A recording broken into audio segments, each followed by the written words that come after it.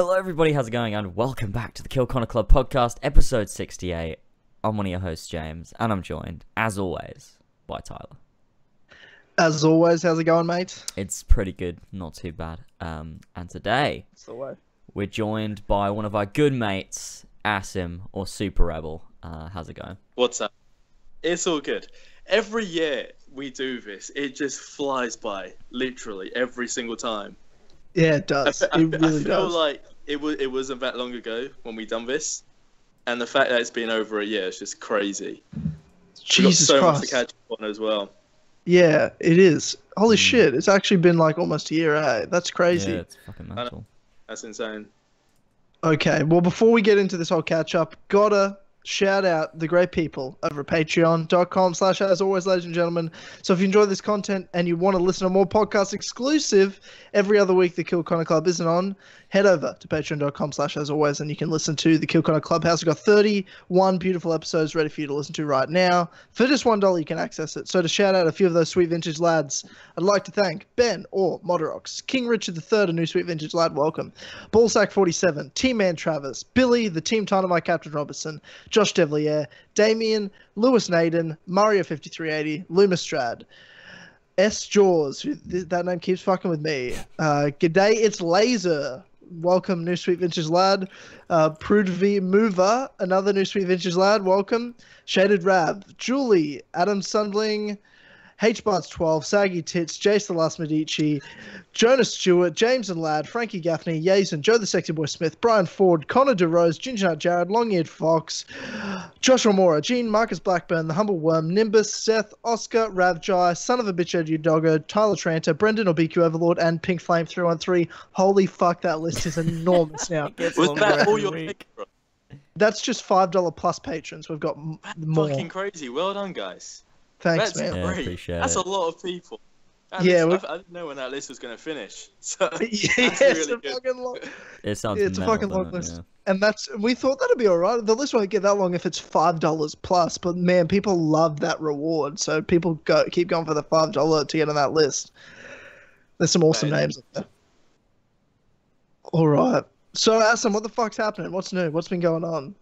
A lot of things. A lot has changed. Like, so much in my life in general since the last time we was on the show together, obviously. I'm now Yeah. engaged. Congratulations. That's a big Mental. step. That was like Bloody the best thing, hands down, I've ever done. That's like the mature Asim now.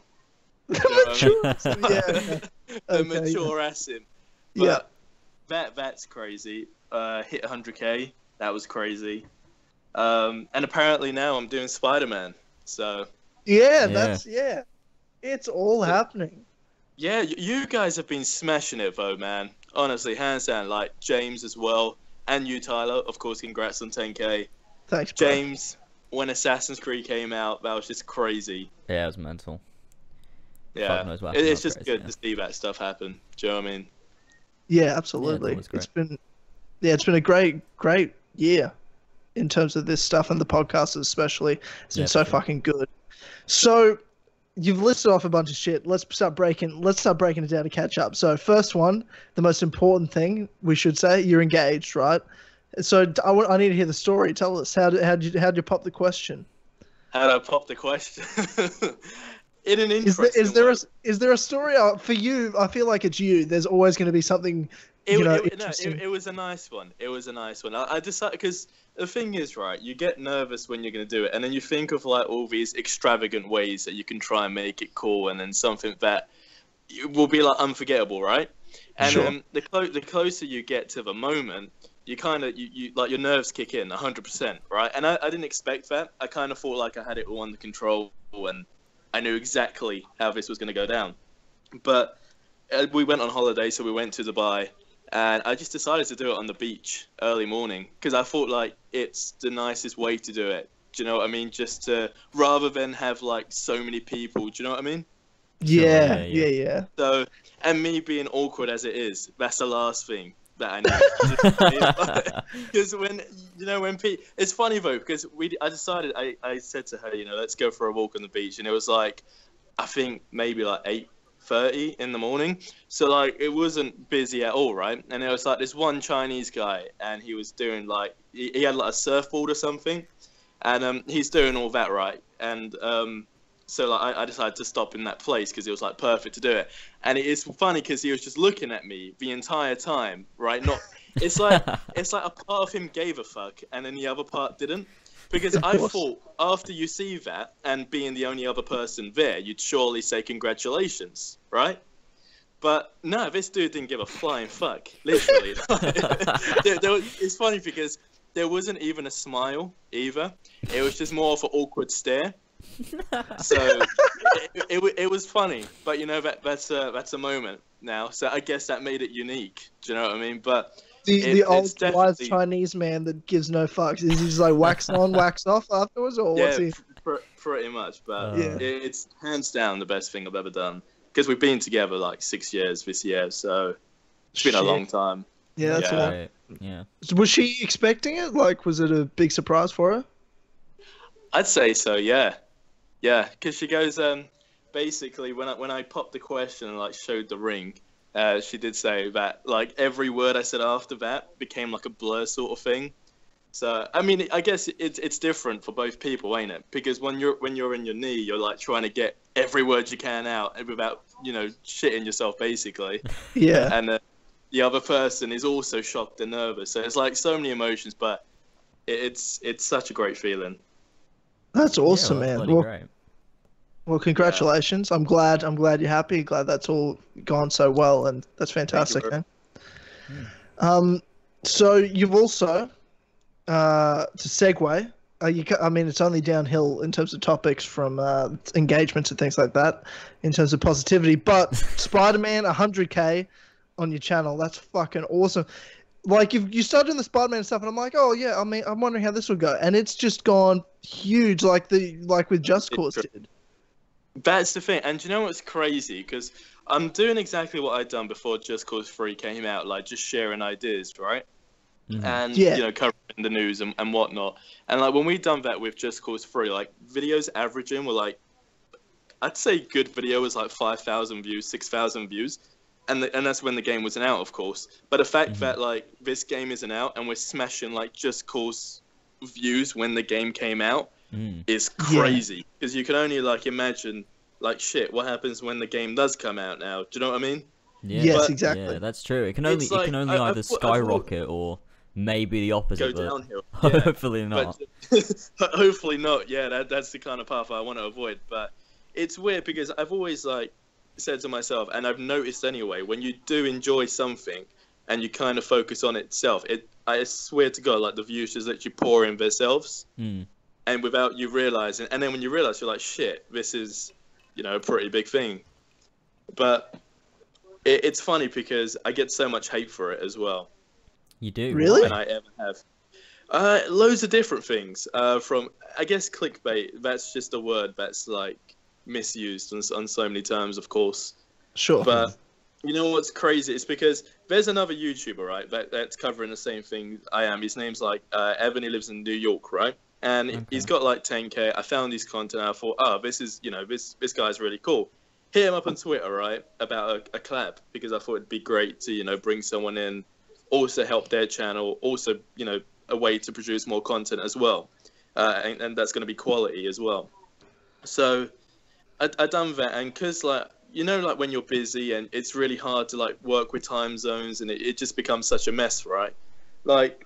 Literally, we had this conversation the other day where he sent a paragraph on how my title was a clickbait and how it's unfair how I'm everywhere when they search Spider-Man PS4 on the front page. It's unfair that my videos are there. So it's like, what? Yeah, literally. I'm just dumb. Like, I would read the actual DMs, but like it's literally a long paragraph because he runs this like community, right? Yeah. So who's this guy? What's his name? Evan. If you type in Spider-Man PS4 and then Evan, it will say like Felicira or something. I don't know what he's saying. Yeah. Anyway, so he runs this like community, right, for like huge like fanboys, and it's funny because like the name's Spidey Squad, right, and like each to their own on names and stuff, right? But Sure. It's fun because like he tries to help that community of like loads of different content creators that make the same thing, which I think is a great thing. But apparently, like, I'm the most hated now, you know, in this entire like sector of video games, and simply because of the videos I'm making, because they go front page, and sometimes they're not always actual news. They're getting pissed off because they feel I'm like taking a limelight, which they should have, but it's not that way. Do you know what I mean? Like, I think I'm not that type of guy. I think I can partially understand because they don't know you, so they're just like saying, "Oh, here's this guy that's not a hugest Spider-Man fan like we are. Like we love Spider-Man like this much, and he only likes it this much." I'll be and so honest they're with like, you, man. Like, pissed off, but like it's just dumb, isn't it? It's just fucking YouTube, like. well, this is the thing. It's because like, you know how YouTube works, right? If you get chucked in an algorithm, you get chucked in it. If you don't, you don't. There's literally no way of getting in there, or it's like you can't predict that at all. But what irritates me is, you know, when people... I've made it clear so many times that I'm not a news channel because I find that boring and I don't just want to be a news channel. But then it's the fact, you just get annoyed when you keep seeing that. And then I'll be honest with you, like, as much as I love making the videos and there's like great people in that community, it's definitely the most like judgmental to some extent. Because like, obviously, like, I guess... Comic book nerds, they're savages. Always gonna get that. Yeah. Literally, and I've never experienced anything like it. But then there's that other handful of people that are just great. Do you know what I mean? Yeah, of course. Yeah, so... it's weird, right? Like, because I just typed in Spider-Man PS4, and then your videos are all over the front page. That's like amazing. And the other, like, it's either the Marvel Entertainment channel, your channel, or PlayStation. And it's like 10 videos before you get to Evan SaggyTits or whatever. Are you on? You're probably on your own front page because it's your channel, though. To be fair, though. I like it. I can't find you. There's that one video. But yeah, the thing is, right? That Evan guy's I thought he was a cool guy, but like, I just don't appreciate it. Like when someone, it's like you, for example, James. Like, you know, when you joked about the titles, right? That I done for Assassin's Creed before it came out. Yeah. Sure. Yeah. Like, we didn't kick up a massive argument. Do you know what I mean? But it's like when you do an in-depth argument on how I'm ruining a community, I would genuinely be like, "What the fuck, James?" That's you know what I mean? Yeah. That's like me tomorrow messaging you, like you make a Spider-Man video, right? And I'll be like, "James, I don't find it fair. The title's this." I would expect you to be like, "Just shut the fuck up, babe." Like, because it's not. You don't take it serious like that. Do you know what I mean? Yeah, that's super strange. That's a weird situation, but. Yeah, that's that. But I'm loving what I'm doing at the minute, so.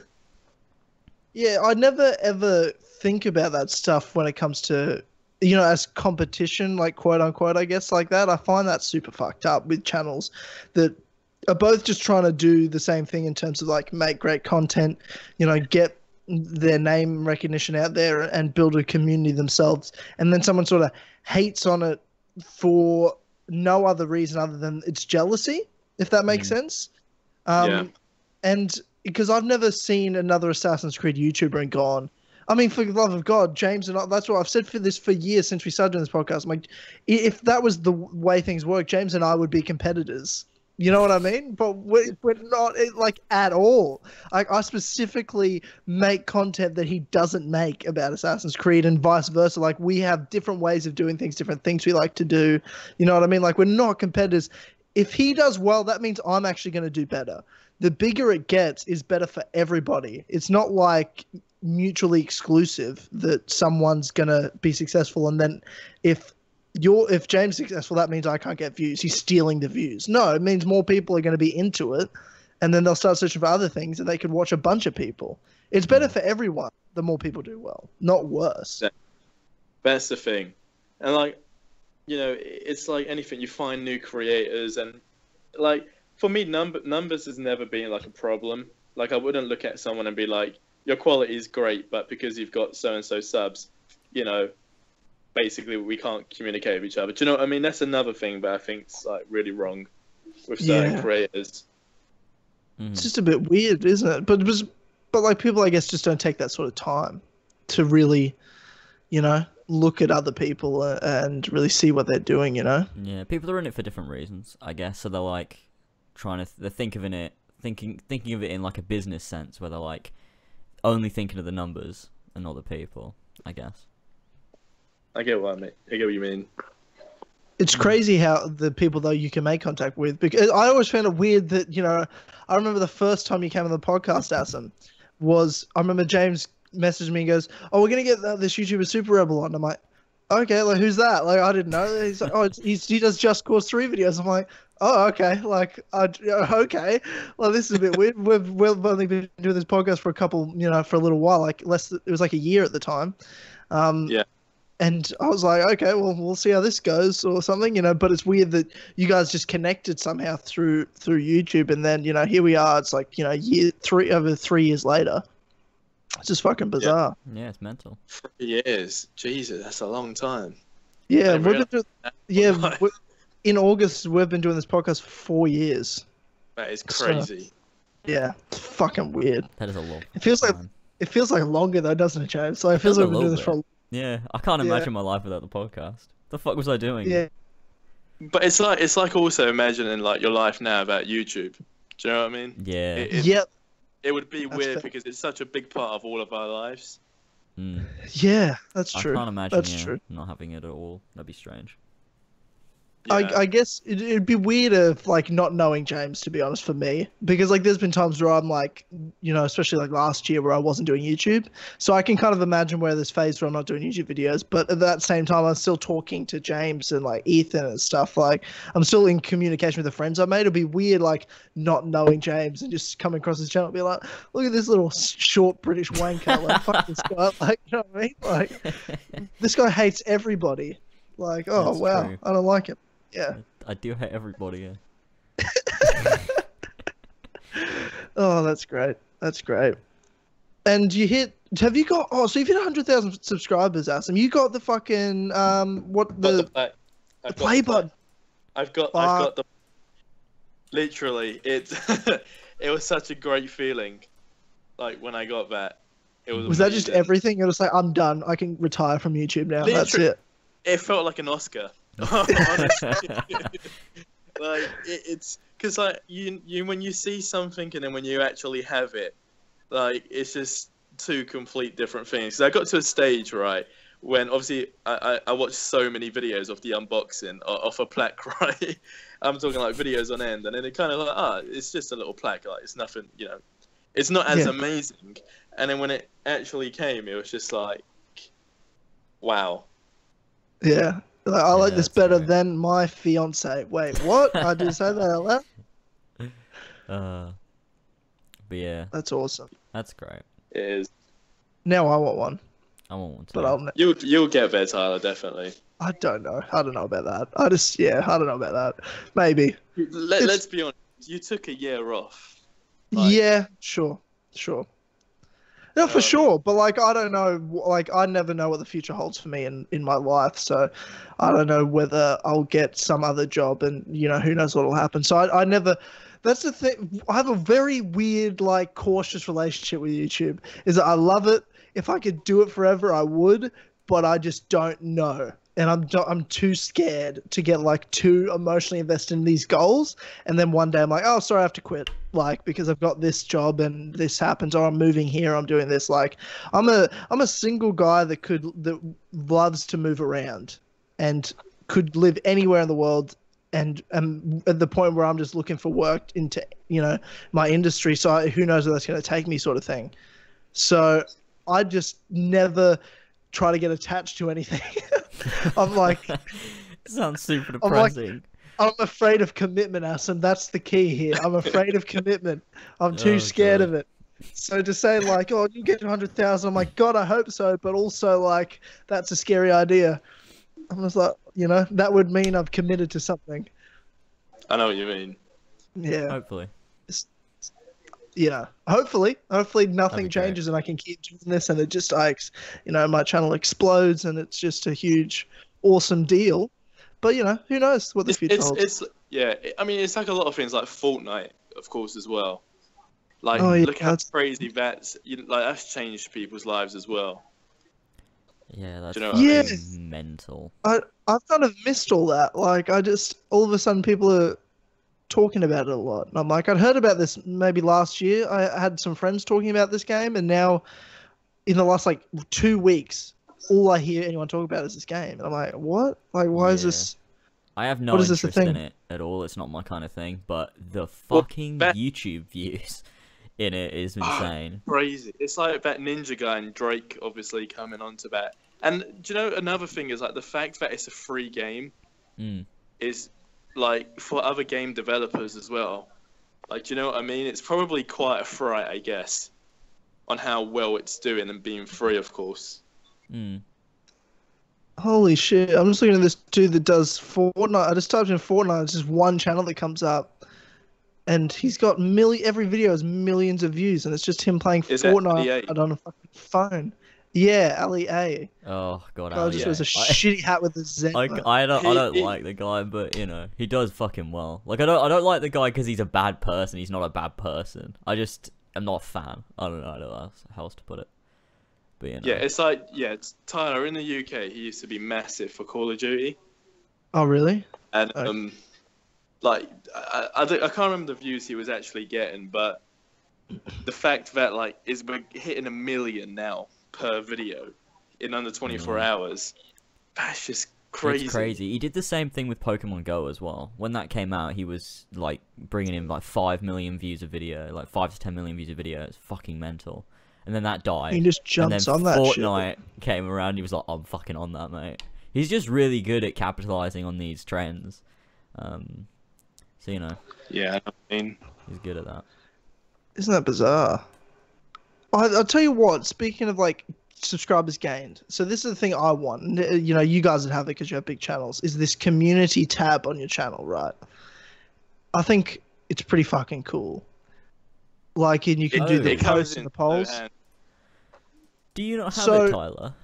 No, and I'll tell you what, you're supposed to get this when you have 10,000 subscribers. That's Really? the minimum you have to have the community tab. Or else you've still got the discussion tab. Now, I've got 10,000 and I don't have the tab. And I'm like, where the fuck is the community tab? That's strange. Where is it? When it came around, Ethan had it for like, I don't know, like a good month or so before I suddenly got it. And I was like, oh, there it is. I didn't know there was a requirement for it. That's strange. Yeah, because I was looking into it. Because I know all you guys have, like literally every YouTube friend I've got has it. And I'm like, okay, well, how do I get onto that shit? And then I looked into it and it's like, you have to have 10,000. And obviously when it launched, I didn't have 10,000 yet, but I got it right, you know, not long after. So now I'm thinking, there must be like some sort of pending time, I guess, until it'll pop up. I'd assume so. Maybe it'll it's like add the it's like the verification tick as well. Like even if you have the requirement, it still takes a while to just like kick in. Yeah, fuck. What's the requirement for verification ticks? It's 100K. Well, this is the weird I thing. think. Yeah, they say that, but like I've seen channels with like 20K have it. Yeah, because I think there used to be a thing before like a recent update where with your like network you used to be able to get it whenever if you were just partnered with a network, but they changed it so everyone had to be at 100K. But the people that got it before the update got to keep it. So okay. That kind of makes sense. Like Luma has it. Luma's had it for years. Yeah. Well, he worked at Google, didn't he? Oh, he did. He did work for Google. That's true. Yeah, so he worked for YouTube. Yeah. So that makes a lot of sense, actually. That makes a lot more sense. True. Yes. Have you got the verification tick yet, Asim? Yeah, I got mine, but only after 100K. My one was. That's a beautiful thing. That's great. To have I that can't wait. But you know what's also weird? Like before 100K, I like searched my name, and I don't know if it was a glitch, but I saw a verification tick on my name, but when I clicked into the channel, it wasn't there. So that was super weird. That's a funny moment though. Like I almost think the verification tick's better than the play button in some ways. I do. It like is a great fit. It's bizarre. Oh, I want it. Oh, I actually want that more than I want that more than play button. I reckon. I just need to wait. But more than anything, I want that fucking community tab. But I'm just gonna have to wait, I guess. I don't know. Yeah, that'll show up. I have no idea. Shit. So, what else is happening, Asim? Got any fucking weird stories hanging out with rappers? I don't know. Like, what's been going on? Have we lost? Where's Aston? Where's he at? Hello? Oh, he's dropped. He's dropped. He's dropped. That's why. We didn't That's fucking why. realize. Okay. He'll join back any second. Any second. I'm sure he will. What about you, James? What the fuck's been going on with you? Oh, I've just been. I don't know. I haven't Playing talked to you Curse much of the this Pharaohs. Oh, you know when what? Curse- I have a story. I have a sleep Bullshit. paralysis Bullshit. story to tell you about. No shit. That happened the other Oh, night. shit. I just Oh, remembered it. I shit. told it on Horsey and Fox. It was fucking like it was weird. It was weird. But you It were ready wasn't- for it because you know sleep paralysis. Like you were ready for this shit. Oh, like I was, but like in You the G'd moment, up. You were fucking. in the moment, Yeah. I didn't think. Like I couldn't think. Oh, that's what this is. Really? Yeah, 'Cause it that's was what like happened to me when I did it. I was like thinking about it. I was like, oh, this is what this is. So like a couple times before, it's happened before where I've just like woken up and I can't move, and it's like this is fucking annoying, and then I'm like, oh, it's just sleep paralysis or whatever. But this one Did you see time, ghosts? Did you see a fucking ghost? It wasn't that crazy, but it was fucking weird, and it felt really weird. And like looking back on it now, it's not like it's so weird. It's not like it's like this creepy thing where I'm like, oh, I don't want that to happen again, because it's like I know it's not real. It's like a dream. Like in the moment it feels real, then when you come out of it, you're like, oh, that was Sure. weird. It's like a half dream. Yeah, so it was like, I was like on my side, like facing my wall, and I woke up and I You're couldn't on your move, side. right? That's usually it's on your back. Is what I hear from about sleep paralysis. Usually it's Oh, like yes, like I don't know, but that's what happened, and I couldn't move, and I was like, fuck. But I can't remember exactly where it cut in between like that and the next thing, but like I felt like there was someone in my room. Like it was like this. I felt like someone had come in the room, and they were like in my room, and then like out the corner of my eye, I could see something like against where my bed was, and I was like, "Fuck! Holy what shit. the fuck is going on?" Oh. And I couldn't fucking move. what And was it's like, it? What was it? What could you see of it? It was like it wasn't much. What do you mean It was- against? What do you mean against so- your bed? Like you're lying it's on your side away yeah, from your so bed? It's like so into the difficult to wall? explain. Like it was like, because it was like partially, obviously, like I'm in a dream. Obviously, there wasn't anything actually there. It was like weirdly, like my field of vision was sort of weird. So like I was out the corner of my eye. It's like I could see something that was against my bed. But in the like when it was happening, like it felt normal. Like, but normally I guess you wouldn't be able to see that far out. But like it's like my head couldn't move, but I could turn my head like and look more to the side. It's really difficult to explain how it felt, because it obviously wasn't real. Yeah, of course. But there was just something there, like it was like a blob of something, but I could feel it there. Like it's so Yeah, of difficult to course. explain. Like I could just feel something there, and I was like, "What the fuck is going on?" And I just couldn't Yeah. move, and I was like, "What?" Like because at first I was like, "Wait, so like is someone?" Because when I was like, there's someone in here, I was like, is someone just come in my room to like get something? And then when they were like against my bed, I was like, oh shit, what the fuck is going on? And so like I sort of like pushed myself to like move, and then I like got up and I turned around and there was nothing there, and I was like, oh shit, what the fuck just happened? And then I was like, oh, that was like some weird sleep paralysis thing. But while it was happening, I had no idea. I was like, the fuck is going on? Like, this is real. It was so fucking weird. But yeah, it was strange, because that had never happened before. Like actually sort of Shit. like imagining something there. It had always just sort of been, oh, I just can't move. Well, that's such a common thing for sleep paralysis, is to see something. It was fucking That's weird. fucking weird. Is it interesting? And Ollie's point is that isn't it interesting that your only James's journeys of all time it happened in the one place you are of all time is your room, because of course your James journey couldn't have happened anywhere else, and I should have known going in. You're like, I got a story. I'm like, holy shit, what'd you do? I was in your room, of course it was. But of course it was. Happened there. Okay. Well, The story came to you. You didn't go to it. The there other you way go, to happen. anyways. That was That's my little journey. That's great. I'll tell you what I watched last night. I watched this horror movie that you've just made me think about this, that everyone's been talking about. Veronica. Have you heard of it? No. So it's a Spanish horror film, and it's got supposedly, I don't know if this is bro science, my friends are telling me, but they're like, it's got 100% on Rotten Tomatoes. Okay. Let me look it up. Hang on. It doesn't. It's got 88% on Rotten Tomatoes. Still pretty good. Okay. I mean, it's still pretty good, right? But. Well, the audience score is fucking low though. Yeah, see, because it's just been put on Netflix. Like, it's on Netflix. I think came out in Spain, but Netflix has got a hold of it. Okay. And it's all in Spanish. Okay. But it doesn't really matter. Like, it's still easy to watch. Mm-hmm. And I tell you what, like, my friends were like, "Oh, it's so fucking scary. Like, you've got to watch it." So I sat down with them and watched it. And I'm with someone else. So there's 4 of us in there, and my mate and his girlfriend, they've seen it. Mm-hmm. So they're like waiting for it. They're like, "Oh, this is gonna be so scary." And I fucking love horror movies. I watch the shit out of horror movies. So it takes a lot to scare me, and I tell you what, this did not scare me also. But mm-hmm. But people have been talking about it so much, and I'm like, okay, yeah, and I've heard about this. Yeah, I want to see it. And it's all right. Like, it's not like it's a bad movie. It's actually an all right in terms of like production value. It's pretty well made. Story's not too bad. It's well structured and everything. But again, it's just another supernatural possession story. I've seen it all before. You know what I mean? Like, I've seen at least 25 possession movies.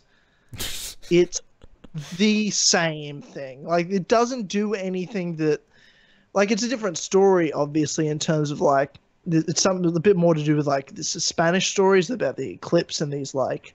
Mayan stories of they did sacrifices during eclipses, and so it's her and her friends do a Ouija board at school during an eclipse, and it's just kind of like, okay. Mm-hmm. I mean, they do it well, like, it's creepy and everything, but it's just, and it's supposedly based off a true story. Like, they've based the movie off of the police report and what the cops saw.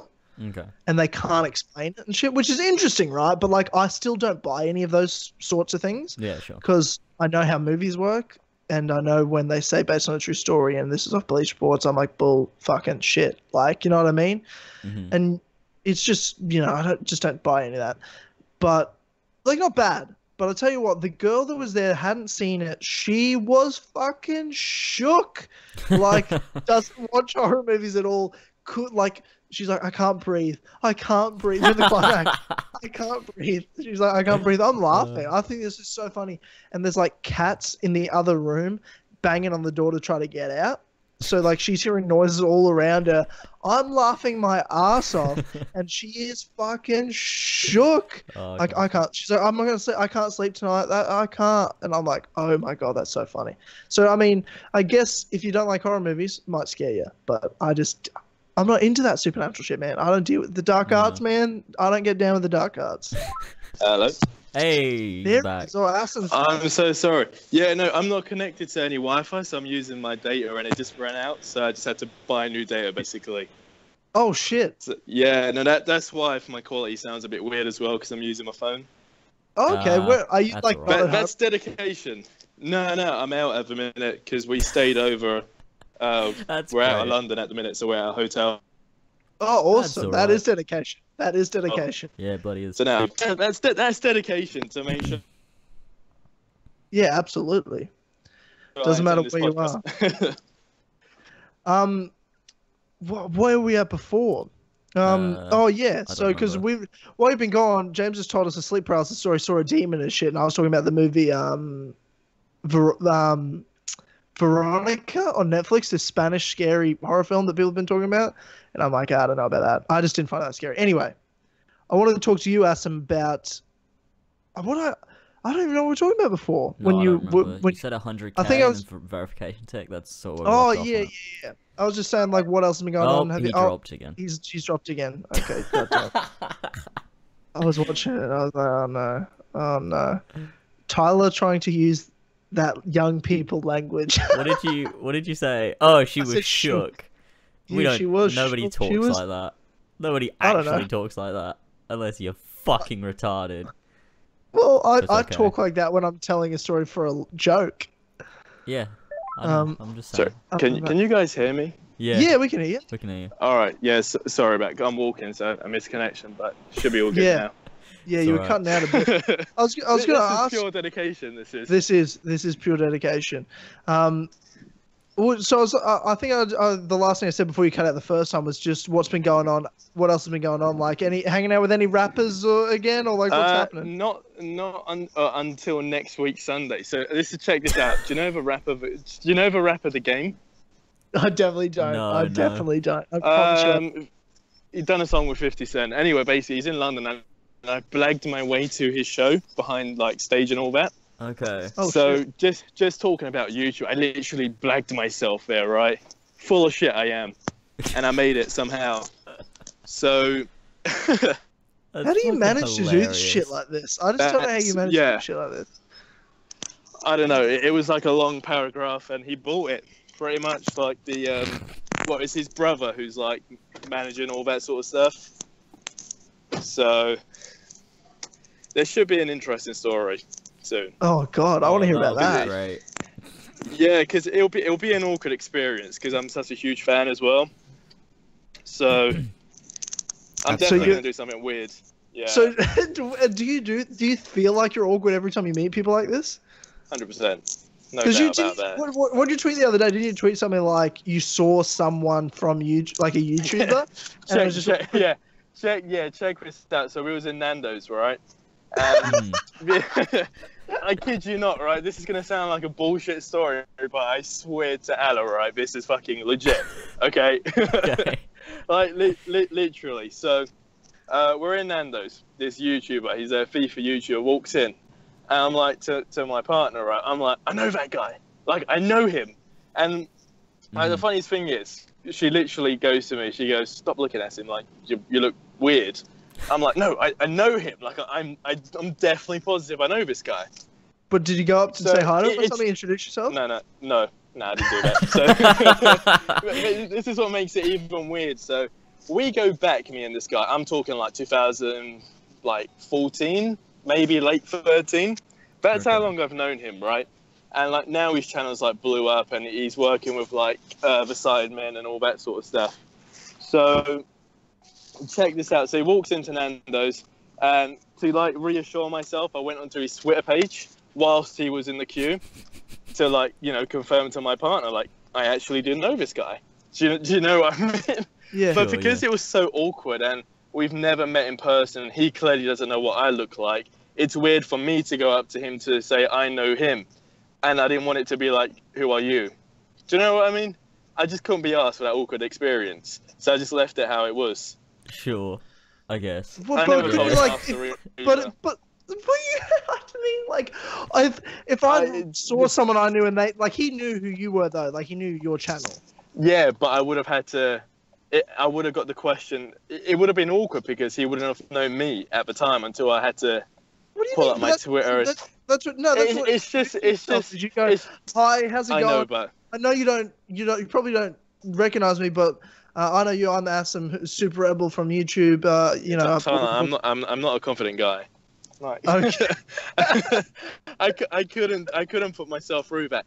But I went to like a football match. I think not last year. 2016, I think it was. And I met this other YouTuber, and it's funny because he didn't know who I was at first, but I was like confident at that time, so I showed him, and then he was like, "Oh shit!" And then we was all cool. But it's just I couldn't be asked for that experience, and especially not in Nando's either. So. I mean, I'll give you that. I will give you that. Sure. It wasn't the best setting for but then it could have also gone the other way, because if he saw my phone or like one of his pals or like that guy's on your Twitter, I would have looked even more weird. Do you know what I mean? So it was really a shit situation either way. Shove it in his face. You're just like so awkward. You don't even have the guts to say anything. You just hold your phone up, point at him. Literally, you don't say a word, and you just show the section that says follows you, so then he can like. That's more than enough. Just be like, hey, just tap him. Hey, this is phone, and that's you. And he'll be like, what? Yeah. That's it done. But yeah, it's funny. I think it is funny because I mean, with you guys, I would definitely approach you if we bumped into each other. Do you know what I mean? God, like, I'd hope so. It'd be weird. I'd be disappointed if I heard from you like the next day. Hey, I I you. saw you at Nando's, but I didn't want to say anything. Or what's even worse is like if I tweeted you at the time, like Tyler, I can see you, but I'm not gonna approach you. 'Cause I'm too awkward. I'd be like, That'd be I'm fucking funny. so creeped out. I'd be like, what the fuck's happening right now? That's what I mean. It really doesn't work in a good way. But then it's like the bad situations there as well. So it's a tough situation to get out of. For me, anyway. I mean, for any other like normal person, it'd be fine. But I don't know. It's a hard thing anyway. Like I consider myself a pretty confident guy, but even then, it's still a bit nerve wracking. But then again, I've not met a lot of celebrities or YouTubers or something randomly on the street. I've met a couple, and I have always gone up to them. But it took one of them like. With someone from Rooster Teeth. I've told you this before, James. Said on the podcast. Like, it's actually a crazy story because it was Meg Turney. Her and I'm not sure if you heard about this, guys, but Gavin Free and Meg Turney, they're a couple. They're two. You know, Gavin he's one of the big guys at Rooster Teeth. He runs the slow mo guys and all this shit. Oh right. And she's got a big YouTube channel, big into cosplay, all that stuff, and into fashion. They got a guy that watched their podcast or videos or something got so angry that he found their house and he tried to murder them. A YouTube Jesus fucking. He came into their house with a gun. Yeah, I saw that. The place, and then they hid in the closet. He walked around the house for a while, letting out gunfire, and then the police came. They called the cops from the closet, and then the police shot and killed the guy in the driveway as he went to leave. Fucking hell. That's crazy. Yeah, I saw that on Twitter, but never fully read into that. But that's crazy. I didn't know that they actually shot him on sight. That's insane. Yeah, because he had the gun. They yelled at him to put it down, and he supposedly it looked like he was going to shoot. Either they weren't sure if he was going to shoot at himself or at them, but they just didn't wait. They were just like, well, I mean, it's Texas, so they just went. They went for it. It's just America, yeah. In general. Jesus, that's mental. Because I remember seeing like do you remember when it was all going around Twitter about the police brutality? I remember seeing a video, and it was like this guy's wife, and he was a black guy, but basically the police told him, I think, show their ID, and then as he was going for the glove box, they go like, "What you doing?" And it was like so mind-fucking, and then they shot him. Because they thought he's reaching for a gun. You have to in America. You can't. You have to tell them. No, like, but they said. No, they said. Yeah, no, but he had his hands up. Yeah, he had his hands up. So whilst looking at the guy with his hands still up, he put his other hand to the glove box, as the officer said, to show some ID. Yeah, but you have to tell them what you're doing. In America, this is different. I didn't know this. So in America, when an officer asks you for your license and registration, you have to tell them what you're reaching for. You have to say, okay, I'm just going to reach for my glove box where my license and registration is. Is that okay? You have to tell them exactly what you're doing, or they're going to assume you're reaching for a weapon. Right. Fair enough. Yeah. And if you can't respond, I didn't know, but then... it happens all the time to people that aren't from there. Like, that almost get shot. I've known people that almost got shot because they didn't realize they had to tell them. Like, they're just reaching for their pocket where their wallet is, and the cop pulls out a gun all of a sudden and goes, "What are you doing?" They go, I was just reaching for my wallet. And they don't, you tell us what you're going to do. I'm like, holy fucking shit, what's going on here? Like, especially, I mean, in the UK and in Australia as well, I mean, there's not guns, so it's not really something that happens when an officer's like, can I see a license? You're like, sure. They assume you're reaching for your fucking wallet, not a firearm. Well, Right. Who knows what's gonna go down? Yeah. Crazy Speaking of shit. shooting, It's crazy, man. did you hear the other day we had hashtag walkout day or whatever it was? Yeah. I didn't see that. What was that? So a bunch of pretty much like lots of schools in America, and the kids walked out of school to protest school shootings and things like that. And I was like, I don't know, it sounds like the best excuse ever to not go to school. I don't know about that. Like, yeah. Do you know what's funny though? Was it Trump's suggestion is like give the teachers guns? Like that's the stupidest of my entire life. Like, honestly. Yeah. Oh, I completely agree, because there's so much training you'd have to do. That, and even then, like, security guards, like, look at the security guard at the Parkland shooting. What the fuck was he doing? Yeah. And I don't even like. Of course, I blame him in a way because first of all, it's your job. You are paid to do. That's the reason you are there, is to deal with that. But at the same time, you don't get paid enough for this shit. You're not a fucking war fighter. You're just a dude that's been paid to like guard a school. And sure, you're supposed to deal with that. Of course, that's his job. But again, you don't pay him enough to deal with a fucking guy with an assault rifle. Like, what the fuck? This isn't Call of Duty. It's ridiculous. Like, I just don't know, how to deal with that. It's fucking weird. But people just don't understand, like, they say, give the people guns, give law-abiding citizens, arm law-abiding citizens with guns. I'm like, you know, my father's in the fucking military. Trust me when I tell you, it's easier said than done when you're in a situation getting live fired at. Yeah, you know, you can only imagine. You're trying to think about surviving, not offense. It's fucked. It's just not. Yeah, it's a lot easier said than done, and you know, no one's designed to be able to deal with that sort of situation where they're getting shot at. Especially this day and age, people aren't really fucking fit to deal with trauma like that. They're so fucking soft, for lack of a better word. So soft.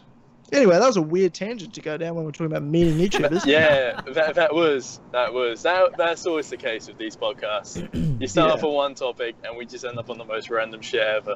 Yeah, because I wanted. Oh, because Meg, that girl, that guy that came into their house and shot up place, she was someone I ran into in person. And even then, I can't believe I saw her, and I was like, holy shit, it's Meg Turney. Holy shit, it's Meg Turney. And she sat down at this restaurant. And there was no one else at this restaurant. It was just me and my brother at one table, and she just sat at another table, and she was by herself.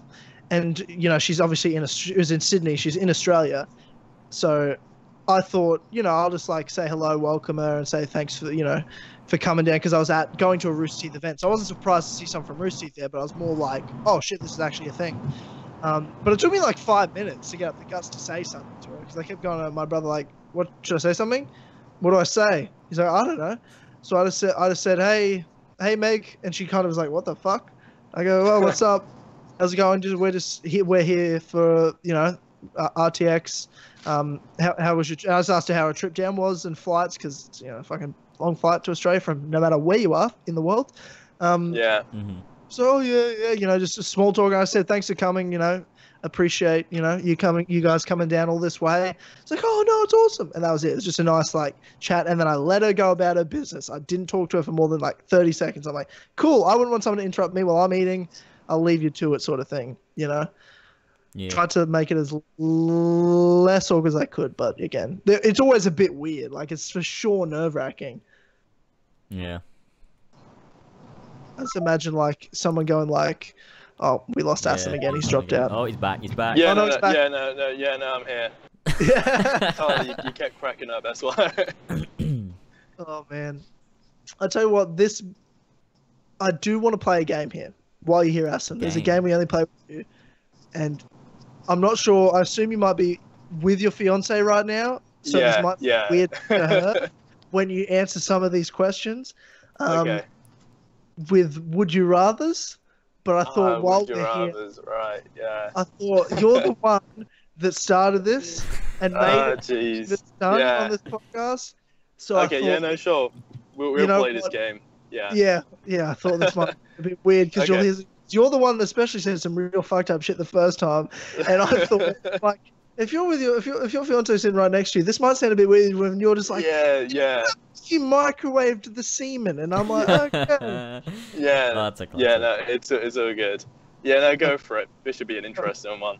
This should be an interesting one, especially because we've got so many fucked up savages in the chat.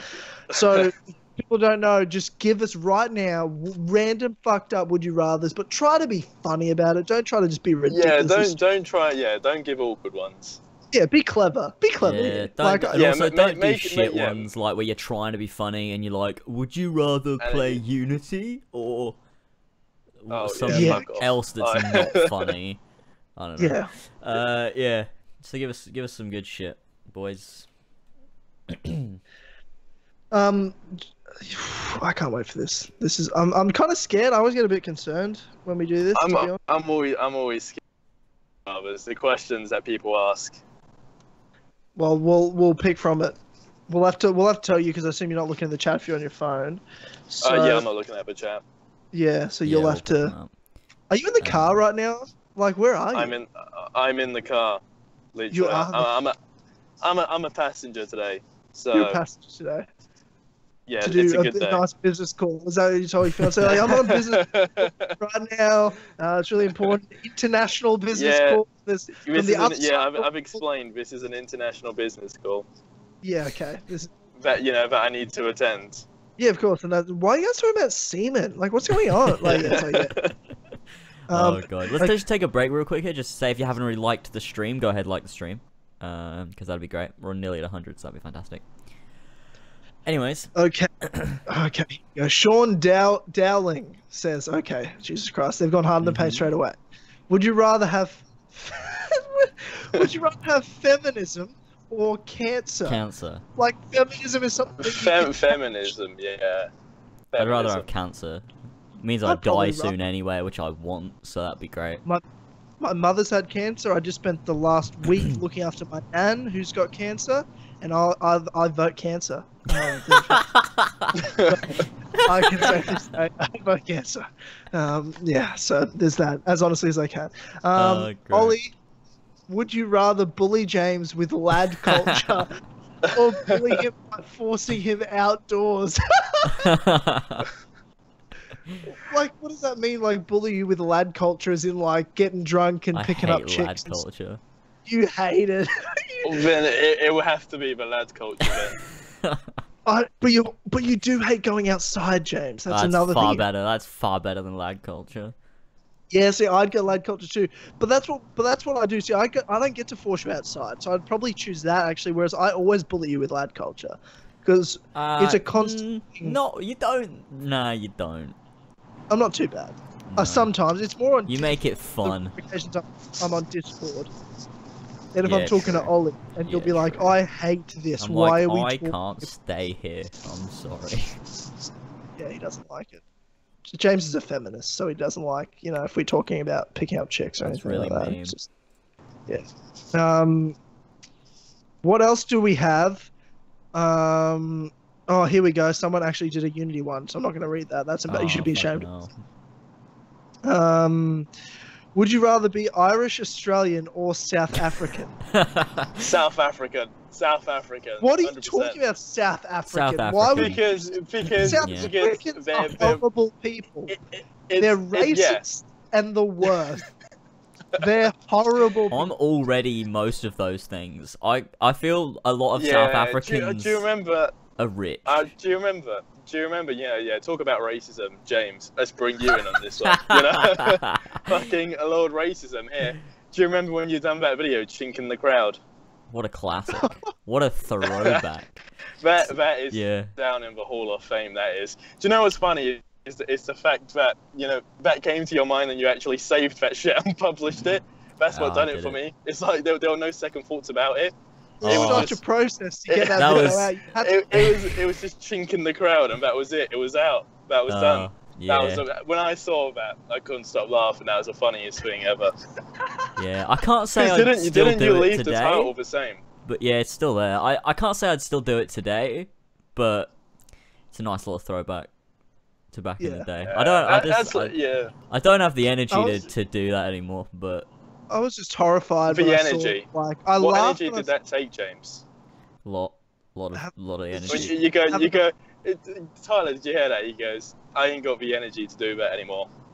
Yeah, but Oi, you don't understand the amount of Twitter carnage that happens when he does things like this is like whenever I funny. see that stuff, first of all, the first thing I do is laugh because I think it's fucking hilarious. The second thing I do is I take a big breath. I go, fuck, Right, yeah. I don't want to go on Twitter today because it's gonna be Yeah. just a fucking barrage of like game developers talking shit about James and all these people talking shit about him. True say. that don't know him at all. It's because, yeah. Do you know, And I'm that's like, another I don't thing. want to have to fight these people every fucking week. Yeah. You know, sometimes you don't realise as well. Like James, you can definitely relate to what I'm about to say. Ubisoft, right? When they take like so many other YouTubers out to their events and whatnot. Sure. Like with less subs or like I guess they look, but you're always monitored, and when you do weird shit like that, that really affects your stuff. It's like when I speak shit about it. It's like I spoke shit about how many games off it is. Do you know what I mean? Like I'm never getting invited to any. Oh, dude, James is if you're just never not getting invited. I'm James getting is the blacklisted. opposite. James is blacklisted. Like they can't talk about him. People aren't allowed to come on the podcast. Like it is ridiculously next level. Yeah, it's like it's not that I'm just not invited. They're gonna go further with me to make sure I'm as far away from the event as possible. Oh god. We usually do the event right near where James lives, but James lives nearby, so we're gonna move it to South Africa. No, because that's where James back is to from. South Africa. Oh, that's classic. James would fit well in South Africa. Oh, that'd be Ticks great. all the boxes. It's my homeland. You would fit in. You would fit in. Just horrible, strict White families. And racist. It's just it's the most like James, every South African family I know is just like the father's just like you can't leave the house to his daughters and I hate black people. It's like, oh Jesus Christ. Okay, that's crazy. It's alright, yeah, James. It's alright if you go there. Once you're at the borders, just show that video, the chink in the crowd, and you're all good to go. Yeah. Oh god, I feel like all South Africans that listen to this now hate us, and it's a joke. I'm making fun of you. It's a stereotype for South African people that you're all racist. It's only funny because it's pretty true. Okay. Okay. Let's find. Would you rather's. Yeah, let's find another. Would you rather?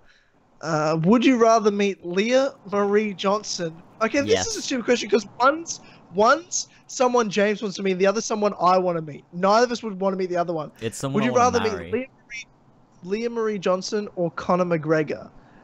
I don't think, of course, Conor McGregor, because Conor McGregor is awesome. He's cool. I'm glad you both said Marie that. Johnson is first of all lame. Her Second of all, not attractive. Okay, not you're gonna break up this podcast. I'm gonna have to ask you to resign. I've already asked you to resign multiple times.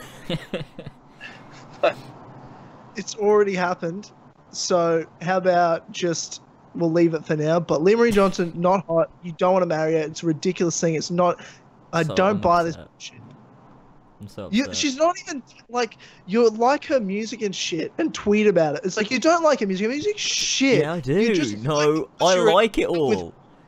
No, don't. No, yeah, I do.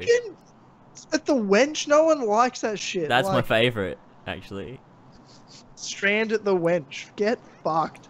Like, what are we even talking about? Look, I'm not a fan of that one. For the rest, though. That was a stupid question. Okay. Conor McGregor. All three.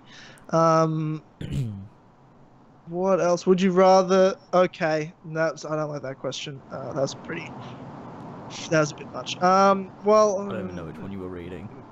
It was the religious one. Where's the would you rather? Would you rather? Okay, this is a Assassin's Creed question, not very fun. Oh, there's a shit question. There's so many fucking questions. I'm not gonna read any of these. These are fucking. First of all, they're shit. You're trying to be funny and they're not funny.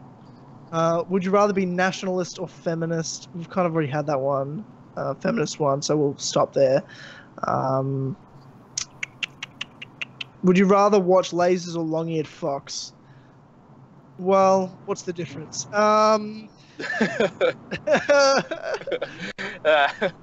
was some shade being thrown. Yeah. I like the way you've done that, Tyler. Yeah. Are we skipping that one? Yeah. Yeah. Would you rather drink? Okay. Would you rather drink your? Actually, you know what? Fuck it. I'll read this one. Would you rather drink your own piss or reveal your deepest secrets? I'd rather drink my own piss. I got too much to hide. Fucking hell, James. You don't have any secrets, James. Sure. Yeah. Because they're well-kept, deep secrets, Tyler. What have you done? There's nothing that happened. I'm not telling you. I'm currently drinking my piss, so fuck off. Okay. What about you, Aston? Would you tell your deepest secrets? I'll do both. What does that mean? You would be like, you drink the piss and like, you drink the piss and go, you know what? I'll just tell you. But you've already drank the piss. You don't have to tell us. No, I'll just do it. I'll just do both. It gives you another story to tell, don't it? Later, long term. I guess so. Two birds, one stone. Deepest dark. I've got some. Yeah, I'd probably drink piss. I'd say I'd drink piss. I'd say you've revealed your deep dark secret. Anyway, Tyler. I've told a lot of fucked up shit on this podcast. To be fair, I've told Justin Bieber one. Yeah, I saw that. Oh, you saw the video? Oh God. It's great. I love it. That's classic. Is that a sat nav? That's Siri. Oh god.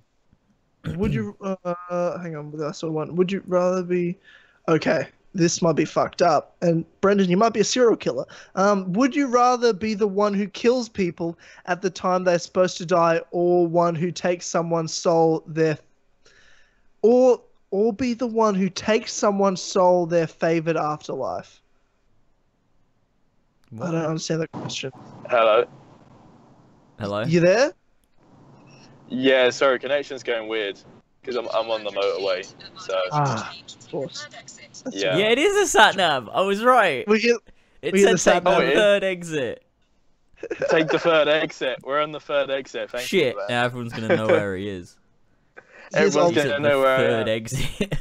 The third exit. That's it. I've been doxxed. That's Everyone knows where I am now. Track him. Drinking piss isn't that bad, Ollie says. Okay, well, that's why I would have picked it.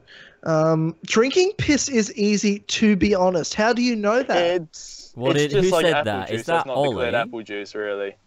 Yeah. No, it was Trevelyan. Oh, right. I was going to say. Drinking piss is easy, to be honest. I'm sure it is. Yeah, but who's... Alright, stupid question. Have you ever drunk apple juice? Yeah. Yep, of course, yeah. There you go. Only difference is it's declared apple juice. Look, if it tastes the same, then I'm all for it. True. I don't think that's true. I don't feel like it's going to taste like an apple. It's clearly not going to taste like an apple. Okay, and it'll be warm, be like really warm. Like exit. I don't know about you guys, but I piss hot. Like, so I don't know about you guys. I think I might need to get that checked out, to be honest. But you know, I'm just saying. You just do it in a glass. Grab some ice cubes. There you go. It's diluted anyway with that ice. It's all good. Yeah. I reckon. It's nothing a bit off. Oh god, Elijah Terry with the fucked up shit. Use the right lane to take the M25 slip road to M20. I'm sorry, can you hear that? That's so good. That was perfect. It was so clear exactly where you were. It was so clear. It was so loud. Can we put in the description a link to a sat nav, the fourth podcast? That's so good. That's so good. No, I'm sorry. Oh no, that's alright. It's alright. You've got to get to it. This could be a first for this podcast. Is someone calling in on their phone? This is it's dedication, and I appreciate it. I appreciate the time. It's a good time. Yeah. All right, Jen. Seriously, I can see a tunnel though now, so I don't know if the connection's gonna go. Yeah, almost certainly will go. So I might have to shoot now. All right, mate. No worries. Thank you for playing. You're welcome. Rather, and thanks for coming on again. Appreciate your time, Thank you for having me again. I'll see you next year if I make it. Yeah. If you make it. If all's good, I'll see you next year. Yeah. But awesome. no, thanks a lot for having me. Fantastic. I appreciate it. Yeah, it's been great. Always, right, man. Take care, guys. You too. Thanks, guys. All right. Thank you. Bye. All right. And there he is. SuperRebel, Assam, once again. I didn't realize how much background noise was coming from his end until he just left then. Ooh. Yeah, I didn't realize I can hear my own thoughts. That's actually horrible. Yeah, it's very clear right now, isn't it? Yeah. It's a lot clearer. Okay. But always good to have Assam come on. For sure. That's great. All right. Okay, people are still, would you rather? There's some fucked up ones on there. It's so quiet now. There was way more back. It's just really weird.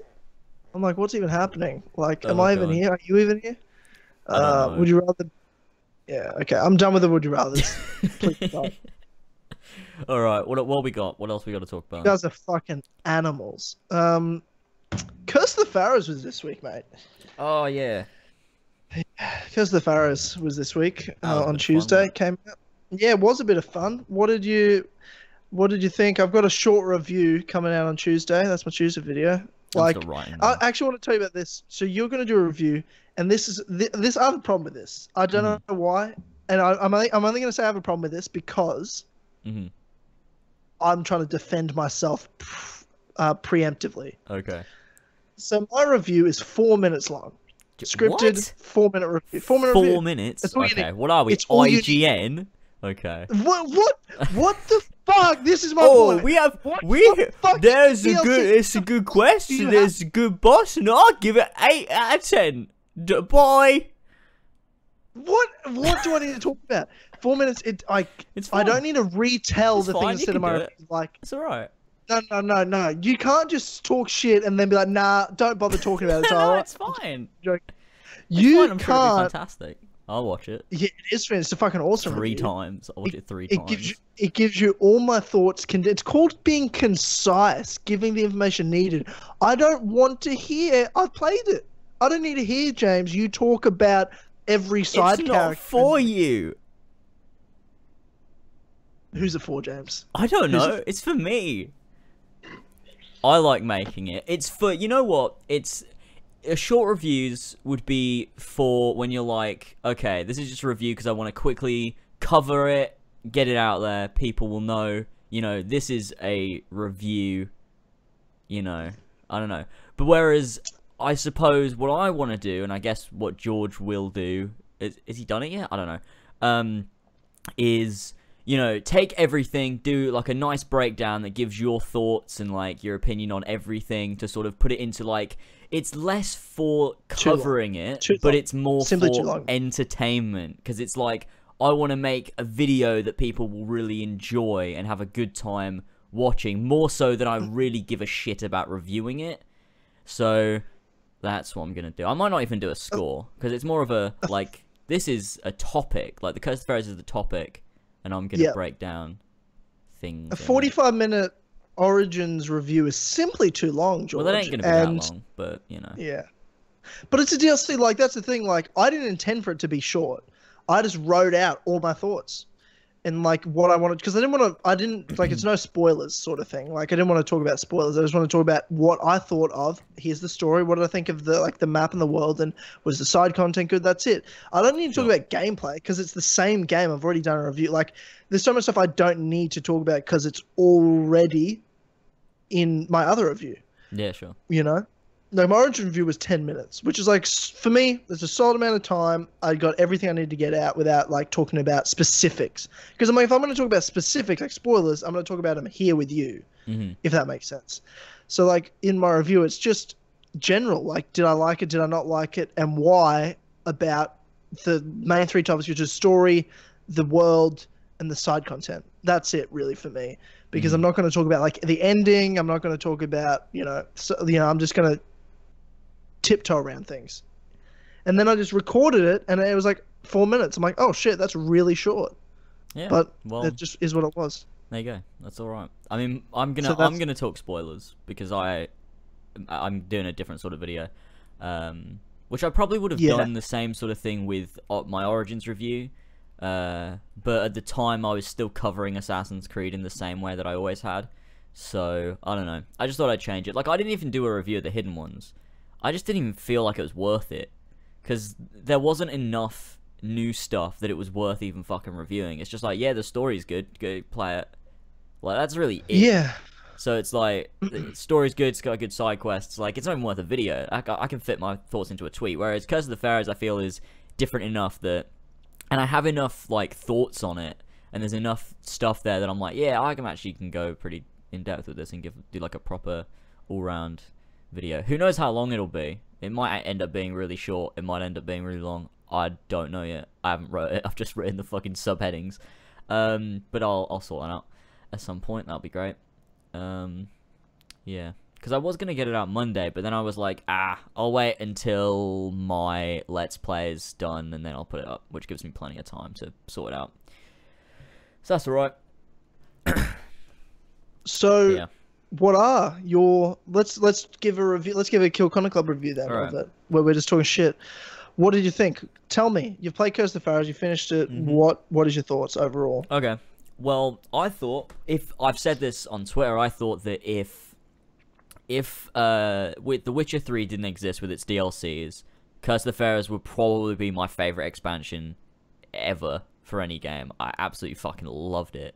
I thought not just you know the new things it brought, but also I thought the story was super interesting from start to finish. I think there's a nice amount of cool secret things. I actually loved all of like the fantasy things that were in it. I thought it's justified in a way, and I don't give a shit anymore about Assassin's Creed lore enough. I'm so the same. To be like, oh, so how does the apple actually display this illusion? Like, why is it creating the afterlife? I don't give a shit. It just is. That's at least it's explained. I'm 100% with you. It's like watching a Marvel movie. I don't care why it's superpowers. I don't care. This is just fun. Yeah, it's just great. Like, it was like back in the day, I'd be like, oh, why is this happening? Like, and it's different as well because I still hate tyranny because it's dumb. Like it's like the apple. It's boring as fuck. But also the way that it's like the gameplay stuff it brings makes it not. It's not why I like to play the game. Whereas with Curse of the Pharaohs, it takes why I like to play the game, and it just gives me more cool shit to do with the stuff that I already like. And that's like with the Pharaoh Shadows, with the Afterlives, which were really cool, and you know, it takes all that and just gives you loads of cool stuff. Like the Afterlives look fucking awesome. They've got a ton of cool stuff to do in them. Like they're not massive, but they're you know, it's more than I expected from Ubisoft.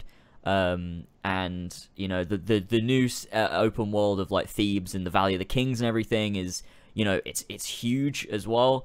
It's got tons of cool stuff. There's a load of great side quests as well, and like stuff you can do in the world. It's just fucking great. Like it almost felt like a sequel or like its own thing. Like that could be its own thing. The Hidden Ones feels like a nice expansion and addition to Origins, whereas Curse of the Pharaohs was almost its own standalone thing, which was just really fucking cool. I really loved it.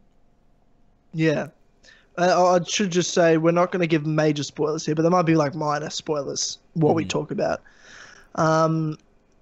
Yep, I feel the same way. The main thing that I completely agree with you on is that it was so much fun. I had a great time playing it.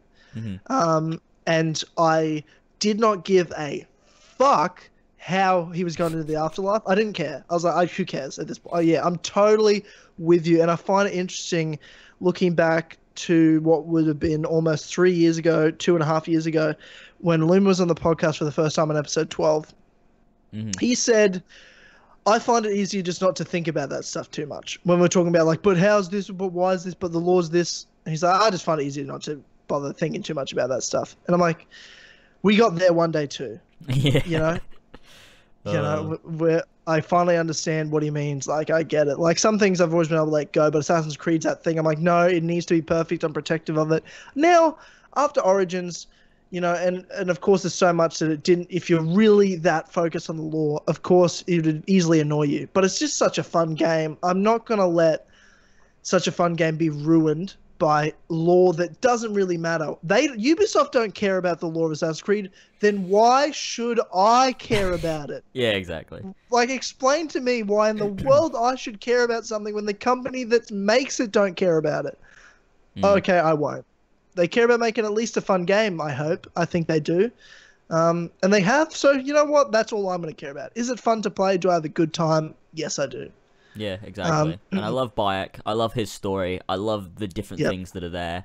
And it's just fucking cool. That's just I did. just good. I definitely thought some of the story was pretty weak of Curse the Pharaohs, but then lots of it was really strong. Like mainly like villains and things like that. Like not the Pharaohs themselves. The Under-Pharaoh boss fights were fucking sick. I loved them. They were the best ones in all of Origins. The most well done. Yeah. I was worried every boss fight would be the same. I was really scared that they were just going to be the same boss fight every time.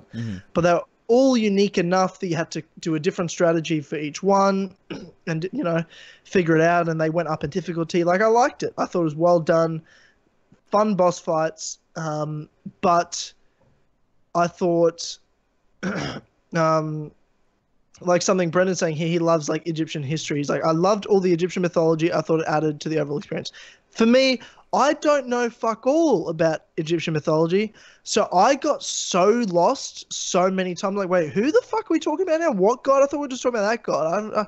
Who's this god again? Like, I got so lost so many times with the storyline because it's dropping like these pharaohs and like what gods they're involved with and shit.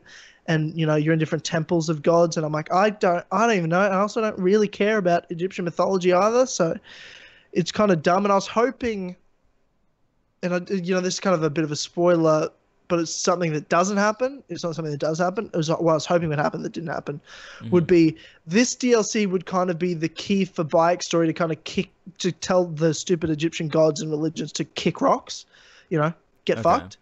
He'd kind of realizes like, and he had those moments where he said one line, he's like, this has nothing to do with the gods. You know what I mean? Like he knew it was about the piece of Eden. Yeah. And I was like, good, it's not about your stupid gods anymore, bro. They're not real. It doesn't matter, You're an assassin now, kind of figure that out. You'll need to let that stuff go. But that didn't really happen, and I don't really care about the Egyptian mythology, so I did get lost a bit, and I thought the villain sort of reasonings behind stuff was a bit kind of I didn't really care about. Yeah. But the thing with that is I felt that the DLC wasn't really focused on like the villain or like the main sort of. Sure. I mean, you're hunting them down the whole time, but sure. But it's more like Bayek's journey of like, trying to save everyone, find the apple, and then at the end you're like, oh, okay, so now we take out this person, and okay, cool. And now it's done. It's like, yeah, I do agree that it was a bit lackluster. It's sort of like, oh, okay, what, though? And then it's done, and you're like, okay, cool. Yeah. But it was good. The journey was good. Yeah, sure. I mean, it almost was, in some ways, I don't want to say that. I was going to say too long in parts. Like, some bits were just like, I would have, just parts of it, because there's so much of this DLC is like a wild goose chase to find whoever's doing this. You're trying to figure out the curse. Sure. And then when you figure it out, there's just a very short period that and then it kind of just it's over. Okay. I would have liked a bit more time of like, who your target is and trying to get them, rather than and you find out earlier, rather than you spend so much time, because it was getting to the point I'm like, can we just fucking get to this, can we just get to the fucking end by now? Like, I was like, this was fun, and don't get me wrong, I love this DLC. It's fucking amazing. It's the best Assassin's Creed DLC by far. But there was points where I was sitting there like, look, I'm having fun, but I've been really running around and hitting dead ends a lot. I'm ready to find out who it is. And it wasn't that long when I got to that point before we did find out, but I was probably ready a bit earlier, and then you could have kind of just prolonged the time it took to actually defeat that person, rather than you find out who it is, 10 minutes later it's over. Yeah, I guess so. I guess we sort of had different focuses when we were playing, because I didn't really even think about that when I was playing it. Like, I never really cared. I was sort of like, yeah, I would like to know who this is, but at the same time, I guess I wasn't really playing for that. I don't know. So I suppose it depends what you're focusing on while you're playing it, but I do definitely agree that the pacing was a little bit weird. I think it was towards the end, especially because they split off the quests at the end, and if you do one of the quests first and then do the other one, it's fucking weird. I did it the right way around. Right way. But the fact they give you that choice would make it so fucking weird. The ending, and then you'd have to play like the second to last main mission. Weird. And that's so weird. I don't know why they did that, but overall it was great. There's just obviously some little things in there that are a bit weird, and I think that's the same with Origins overall. Everything's like overall is fucking fantastic. But I literally said that's the main thing in my review that I said was my main point about Curse of the Pharaohs is it's pretty much the exact same in everywhere that Origins is, in terms of what's good about it and what's not good about it. It's like identical to what the main game is. It's like great fun, great gameplay, great world, fun activities, but the story is just a bit weird sometimes. Like, it's just a bit like lacks direction, lacks focus, is a bit all over the place sometimes. But I do think Curse of the Pharaohs just added with those afterlife bits. just added another layer and level to the fun and the originality, and that made it not just, you know, another storyline with Bayek in the same world. It's like, no, this is something different that we haven't seen before. That's fucking cool.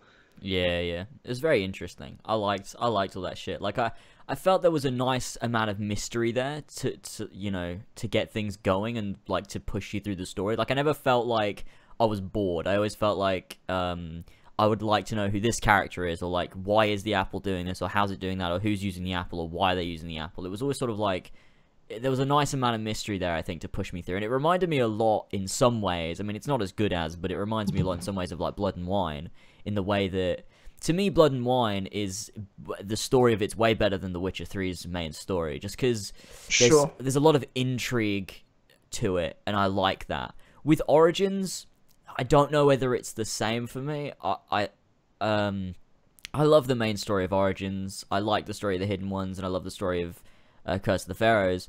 I think they all complement each other, and they all work well on their own as well. I don't think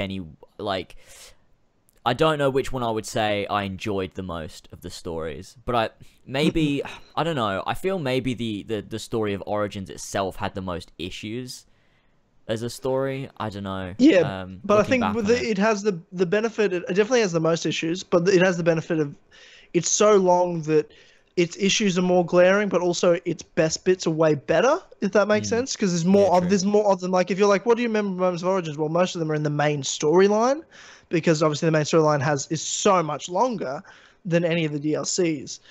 But then of course you've got, well, what's the worst moments? I guess it'll be the main story too, because again, it's longer and there's more opportunities for things to go wrong and things to go well. So I'd still say the Origins main story is the best story, just because it has the better moments. But then it's like, well, what's the worst story? Probably also the main story. Like, it's hard to sort of say. Yeah, that's true. But I mean, overall, Curse of the Pharaohs I think was great, and I think over the course of, I mean, not necessarily Origins, but I think both the DLCs have done a lot of the time. They do try. Whether they're trying or whether it's an accident, it does lead me to believe there's going to be a sequel for Bayek. Like, the amount of times I've been like, is that, like, pointing towards it? Like, I've never felt that before in an Assassin's Creed game, where they do that, and, like, there's so much investment going into Bayek. Like, this is the first time in a while, I think. Maybe not, but they always tend to do these weird things with their DLCs, which aren't continuations necessarily. They did it with Dead Kings, kinda with Syndicate. Like with bloody AC4, they just made us play as Adewale for some reason. But like this is like the Hidden Ones and Curse of the Pharaohs are real continuations of Bayek's story. It's not just another story that Bayek did at some point. It's like this is a continuation. And like even in the side, have you played the side missions? Like all the side missions yet? No, I haven't done all of them though. Oh, dude, the side missions because there's a one side mission in each of the Afterlife worlds, and they all connect. Okay, I've done the first one in the Aru. There is some major story points that happen for Bayek in those side missions, in terms of like and it is in terms of like all the gods. It's in terms of letting things go, because it has to do with like the origin. It links back to the origin story, the main storyline. Like it's really good. Like at moments, like some of the missions are like they're not the best missions to play necessarily, but like in terms of story, they do a lot for Bayek, I think, which I thought was really cool. And it tied up a lot of loose ends for Bayek as a character, and just kind of set him up as I said it tied up Bayek of Siwa, not Bayek the Hidden One, if that makes sense. Yeah, that makes sense. You know. So it's kind of tying up that what's left over of the man before, the life of an assassin, which I thought was interesting. And then you have the infamous Cobra Lair, that everyone's talking about, which I think it's hardly a cave. It's like a pond. It's a pond, isn't it? Yeah. Which I went there kind of hearing about it. And it's funny because I'd been there already, but like I didn't go there after you finish the DLC. Okay. Because, I'm afraid this is probably interesting you said before, with that we probably play the DLCs differently, Mm-hmm. you know, in terms of what we're looking for. And as well, that's how I play games like Assassin's Creed. It's kind of a bit fucked up. It's like I'm like trying to get everything done. It's like a job. Yeah. Like, well, I have to get all the locations, I have to get all the achievements, I have to do this as quick as I possibly can. I hate it taking too long. So when it's like, can we hurry up and end the story? This has been great and everything, but I've got the enjoyment I need. Like, by continuing to not find this person isn't actually prolonging my enjoyment. It's just kind of like, okay, let's get it done so I can do the achievements, I can do this and that and level up, blah, blah, blah. So like, because it only took me, I don't know how long it took me in terms of time, but within 2 days, second day it came out, I'd done every location, done every side mission, I'd got every achievement, had 100%. Mental. Yeah. Not even close everything. to that in the main game, let alone both DLCs. Yeah, that's mental. Yeah. So there's nothing. Yeah. I'm like, well, cool. I've finished Origins now, like, because I assume that's the last DLC. Might be wrong, but I assume that's the last DLC. And You think so? I've done everything. Like, there's nothing new. And I kind of had a moment. I'm like, I hope Bike gets a sequel, because if not, I'd finish with Bike now. Yeah, I've got nothing left to do. That's true. Before. But with the Cobra Lair, with that little thing, not to like spoil it for anyone, but like, what did you think? Did you think? Oh, sequel? look, I don't know. I feel about the same as I did before. Like, it's if they're going to do a sequel for a character in Assassin's Creed, this is the most likely character they're going to do it with. Yeah, but I agree. I'm still not convinced that they will. I kind of am convinced. I'm 30% they'll do a sequel. I'm 70% they won't. Really? That's kind of where I'm comfortably sitting right now. I'm 100% want them to. I 100% hope they do, but I'm about 30%, which is a high percentage, I think, that they'll do a sequel. That's a very high percentage to me, because it's so unlikely they will. It's just so unlikely they will, based on what they've been doing with all of their franchises. It's just how they work. So 30% to me is a high percentage to say for me. It's the most confident I've been in a very, very long time. Yeah, I mean, after I went to the Cobra Cave, I mean, already before I'd been there, I thought the ending sort of, to me, was like, is that going to lead into some sort of sequel with, like, the choice that Bayek makes at the end? But you're assuming, this is a problem, though, like, with this, is, like, you're assuming, like, there's going to be an ending to Bayek. There has to be some sort of ending to Bayek, which I agree with. Like, I felt the same way with Ezio. I'm like, there needs to be an ending to Ezio. But there hasn't been an ending to any of the other characters for fucking years. But they none at of least them got tell endings. them, like, at least they tell stories with these characters in side media. And a character like Bayek that's loved so much, you would have thought they'd do a comic to capitalize on the amount people love him if they were going to throw him away. But they haven't. They've just left it, which is really strange. They didn't do Jacob and Evie comics. They didn't do Arno comics. Well, like, what the fuck happened to them? I mean, they've done stuff with Arno and Edward and stuff in comics, and like Connor. But I mean, Jacob and Evie, I mean, they're sort of throwaway, aren't they? To be honest, like, who fucking cares? Like, they wouldn't even make any money off that. Anyway, I'm not trying to compare Bayek to like these characters. Obviously, Bayek's far better than all of them. But like, Edward. My main point is that with a character like Bayek that they know everyone loves, you'd think, right, let's do a comic or let's do a novel. Sure. And the novel, even the novel's a prequel rather than like doing anything else. They still could do that as well. They could turn around and do that. But they haven't. Like, they did the comics with Aya. And it's like, to me, it's just like, with any other character, even the shit ones, like Arno and like Connor, they do comics of, whereas with Bayek, they just haven't. And it's like, maybe they'll do a comic at a later date, maybe, but like, to me, it's like they're leaving it very open for, you know, an Assassin's Creed character, when they normally would just be like, oh, let's make a bunch of side media on this guy and move on. And I don't know. There's a bunch of other reasons, like recycling. Like, even if they don't do a Bayek sequel, we're not getting Japan because they can't recycle any assets unless they're doing another like a huge delay. I mean, if I was a betting man, you know, I've said this before, like, especially the whole Egypt thing. It's all about timing with the releases and doing settings. And I thought Egypt, this is the perfect time to do something like this, to go back this far, to do an Egypt, to do an ancient Rome and Greece and things like that.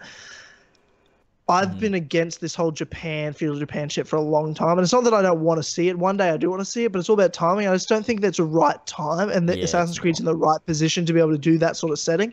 I think after they're done with this, the next thing we will definitely, I would bet a lot of money on the fact that once we're done with this era, the next era is and almost has to be Japan or Asia in some way, shape, or form. I'd be willing to bet so much that that's the next big thing. Yeah, I reckon. But so. we're gonna get 2 more games before then, I think. Yeah, I think so. I think there's gonna be 2 games between feudal Japan, but I'm so sure feudal Japan's coming. Yeah. Or Japan or Asia in some ways coming. That's gonna be the next area. But I think if Bike doesn't get a sequel, I still am 100% sure that it'll be in the Middle Eastern, Europe, Northern Africa region, and they'll reuse assets. 100% sure of that. Yeah, I agree. And as well, another reason I think that Bike would make even more sense is they're going to want to reuse Senu as well. They're going to be like, well, we're going to obviously reuse this and like everything from the game. It's just, to me, I feel like the only reason they've been jumping around with characters is because the characters they've got they're not Ezio, they're not universally loved. It's like they're liked or whatever, but they're like, this is not worth keeping. So let's just but how do they know that really until how do they know that until the game comes out? Because I mean, you look at Edward, he could have gotten a sequel and they didn't do it. Well, he's I like think universally because they had the yearly release cycle, but I think now give them more breathing room. They can develop the game, and then at the last minute they can interject the characters and the narrative and stuff. Like, because remember, Origins didn't have Bayek as the like guy until like later on. Like, I mean, I'm assuming the leaks we got like before 2016 were Empire or Origins. We had that bloody bloke that was in the Black Flag shit, that like that gameplay of that dude that was like all just like must have been a placeholder or something. And it's like with AC3 and shit as well. Like they just used Ezio as a placeholder while they were developing the game and shit, and then put it in later. So they could easily just do that whenever, because I feel that this game that's going to be after Origins was being developed prior to or the same time as Origins. Like a year after Origins started development, this game probably started development as well. But there was no story or characters or anything in there. It's just, let's take what they're doing with Origins, let's further the development. So it's just a progressed Origins, and now they're like, okay, now let's put in all that stuff with the writing and the story and things like that. Because I feel those are the things, obviously with video games and stuff, that sort of end up being in at the end, unless they've got that from the beginning. But mostly with Ubisoft, because it's sort of, they make games like a bloody factory. It's like they produce like a template, and then they're like, okay, now let's shape it into whatever it was. So I feel they could easily do that, especially since they've got the whole of this year and the whole of next year before the game comes out. Assuming it comes out, next year. It's not going to be this year, is it? They've got plenty of games they're probably going to release this year with, we've got that shit pirate game, and the Crew comes out in the summer. And then I suppose the Division 2, if they're going to announce that, would likely come out this year as well. Well, that's what that's one of the topics. It's like, well, is the Division 2 what Ubisoft's going to be their big end of year release in 2018, or do you think Watch Dogs 3 will be? I mean, I don't think Watch Dogs 3. I think they would go with the Division. And I mean, we've also got that listing, that leak for Splinter Cell, so maybe they'll release Splinter Cell at the end of the year as well. I didn't hear about this. What have they got for Splinter Cell? I don't remember. It was Brett tweeted out, made a video on it. It was just a listing for like a pre-order for Splinter Cell that got leaked, or whatever. That's like an untitled Splinter Cell game. And I mean, leaks with Ubisoft, they're normally true, aren't they? And I wouldn't put it past them, especially since Watch Dogs 2 flopped. And they're normally on flopped. purpose as well. Yeah, exactly. And Watch Dogs 2 did fucking terribly. So I would assume that they're like, let's put Watch Dogs on hold. Let's not cancel it, but like Watch Dogs can let's put it there for a minute. And let's do something else. So maybe the Division and Splinter Cell at the end of the year. Who knows? Especially after the first game was like a mixed review. Like lots of people loved it, lots of people hated the first Watch Dogs, and then the second one was just like, it did sell well. And then the second one comes out, and it's just like they've got to nail it. When you've got a mixed bag like that, you've got to nail the second one. But when the second one's still the same, was if anything got more hate than the first one, and sold less. Terribly, It's like, well, what are we? They're like, oh shit. Well, we haven't really nailed any. It's a franchise that's got 2 releases now, and they've not nailed either of them. Yeah. So, what do you do at that point? I thought they near enough nailed Watch Dogs 1. Way better than 2. Yeah. Oh, shit's on 2. I think it gets better with age. No, I'm a big fan of 1 still. I stand by it. from the start. I like 1 way better now than I did when it came out, and I think that's due to age. Is that I look at it now and I'm like, expectations as well of 1 was different. True, I expected it to be the next big, like, this is like a big next gen game, which is what they marketed as, and it came out and it was like, okay, this isn't really that, is it? But later on when you replay it, you're like, I mean, it's an old game now, so it's like I'm not really expecting it to be amazing, and it's just the story's interesting. I do like Aiden as a character and all that stuff, and so actually I do quite like Watch Dogs. I loved the world. I thought it was a fun game. I loved doing the missions. I remember just doing all the side missions of it. I like the side stuff. There's some good shit in there. Yeah, there's a lot of. I loved hacking into people's things. There was always funny stories in there, and I always felt like pretty cool riding around and driving around and stuff. And it was just a fun game. I always thought it was fun. I thought there's a lot to do in gameplay and strategy and stuff like that. And stealth. I thought it was a good variety. I think it's a game that has so much to offer in terms of gameplay variety. From whether it's like a driving segment, a shooting segment, to the hacking stuff, and then you're combining and mixing all those things together and then putting a story in there. You've got a recipe for a great franchise, and I stand by Watch Dogs as a concept is a great idea. They've just got to really know their audience. And that Watch Dogs 2 is just a fucking disaster. Because in gameplay wise, it looked like they improved a lot of stuff, but in terms of story, I just don't know what they thought they were doing. It's just yeah, just absolutely terrible. That world and everything, just absolutely terrible. And I mean, that's what they got to do. Take those things from Watch Dogs and Watch Dogs 2 in terms of like the gameplay, improve on it, make it better, and then make the story serious, grounded.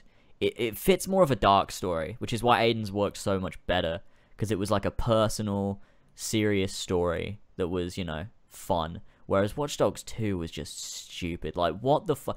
Marcus Holloway should not be carrying around an AK-47 gunning people down. It's so fucking weird to watch. It's like, what the fuck is this guy doing? And then he's got this stupid ball on a string as well that he's hitting people with. I guess not a very good game. But with Watch Dogs, I feel they'll take a break. I don't think they're done with it. I think it'll come back, but maybe they're taking a page out of Assassin's Creed's book and being like, well, let's give Watch Dogs a rest, but let them work on it and give them a chance, because it worked with Origins. Maybe it'll work with this as well. But who knows? Yeah, you kind of have to nail it with 3. If it's another, they've kind of just got to leave it. You can't really do much with it. You've got one more chance essentially with that. So there's that. It's got to nail it. It's got to. It has to. 3 has to nail it. For sure. And if it doesn't, then I don't care if it dies. Who cares? I don't really give a shit about Watch Dogs. But I mean, end of this year though. I feel The Division would likely be their release, especially since it was announced at that whatever it was, that German thing. I don't remember. But then they put out on their thing like, oh, E3 this year, we'll see you at E3 or whatever. I reckon that's their big thing, I think. I'm excited for The Division 2. I'm very excited. Yeah, I mean, I didn't like it, and I also didn't really look into the response. Like, was it a positive overall response? Like, did it do really well, or like what? It was a bit of a mixture, to be honest. Like, it wasn't. There was a lot of people that liked it, and a lot of people that just was like you. You know what I mean? Like, I thought it just, but not like I think it got a better response than Watch Dogs did the first time around. Yeah. Not Watch Dogs. Definitely did better than Watch Dogs 2. I think the problem with it was it didn't quite have enough in terms of post-game content on release. Because from what I'm hearing from people that continued to play it, they released a lot of fun stuff with the Season Pass, which I have, but I never really played the extra stuff. Because I got max level and got a bunch of gear, and I had a great time going into the Dark Zone with a group, because you can't go in the Dark Zone by yourself. You'll get fucking raped. But I remember going in the Dark Zone with a group of like 5 people. And we're on chat. It was fun as fuck, because even then, there's 5 of us. We walked in once. There's some player, and he just waved to us, and he walked into this building. We're like, oh, let's just walk into this building and follow him. And this other group of 2 people were like us. They saw this guy. They're like, oh, let's follow him. They go in before us. All of a sudden, we put our radars on. Someone used their radar ability, and all these people in stealth mode. There's about 20 people in this building waiting for us. And these are players, like, to trap people in there. and we leg it, and like it was like because we've just got all this gear we're trying to get out of there. It was a fun experience. Like we're like, oh shit, we're gonna hide, and we like had to hide for a while to like, so we couldn't be seen by radars, and like we was camping out for ages, and we were like trying to find a way to escape. Like it was like a survival game against other players that want to fucking murder you, and we're trying to get out of there. I thought it was a great experience. I think to do the Dark Zone in terms of multiplayer, but I'm also a person that likes to play things single player. And I played the entire campaign by myself and had a great time. I thought the story was fun, the gameplay was fun, the map was fun. I liked building like the safety facility and doing everything like that. But once the game was over, well, what was there for me to do really? It wasn't like a fun, like lots of Ubisoft games are, like the first Watch Dogs and the Assassin's Creed games are, in terms of I want to go finish all the side missions and get all the collectibles and things like that. Like I did some of those things, but it wasn't. Actually, Division 1, I did most of all the side content as well. And it was fun, but it just wasn't quite enough to keep me around, if that makes sense. Yeah. Long term. They need to do more to keep people around long term.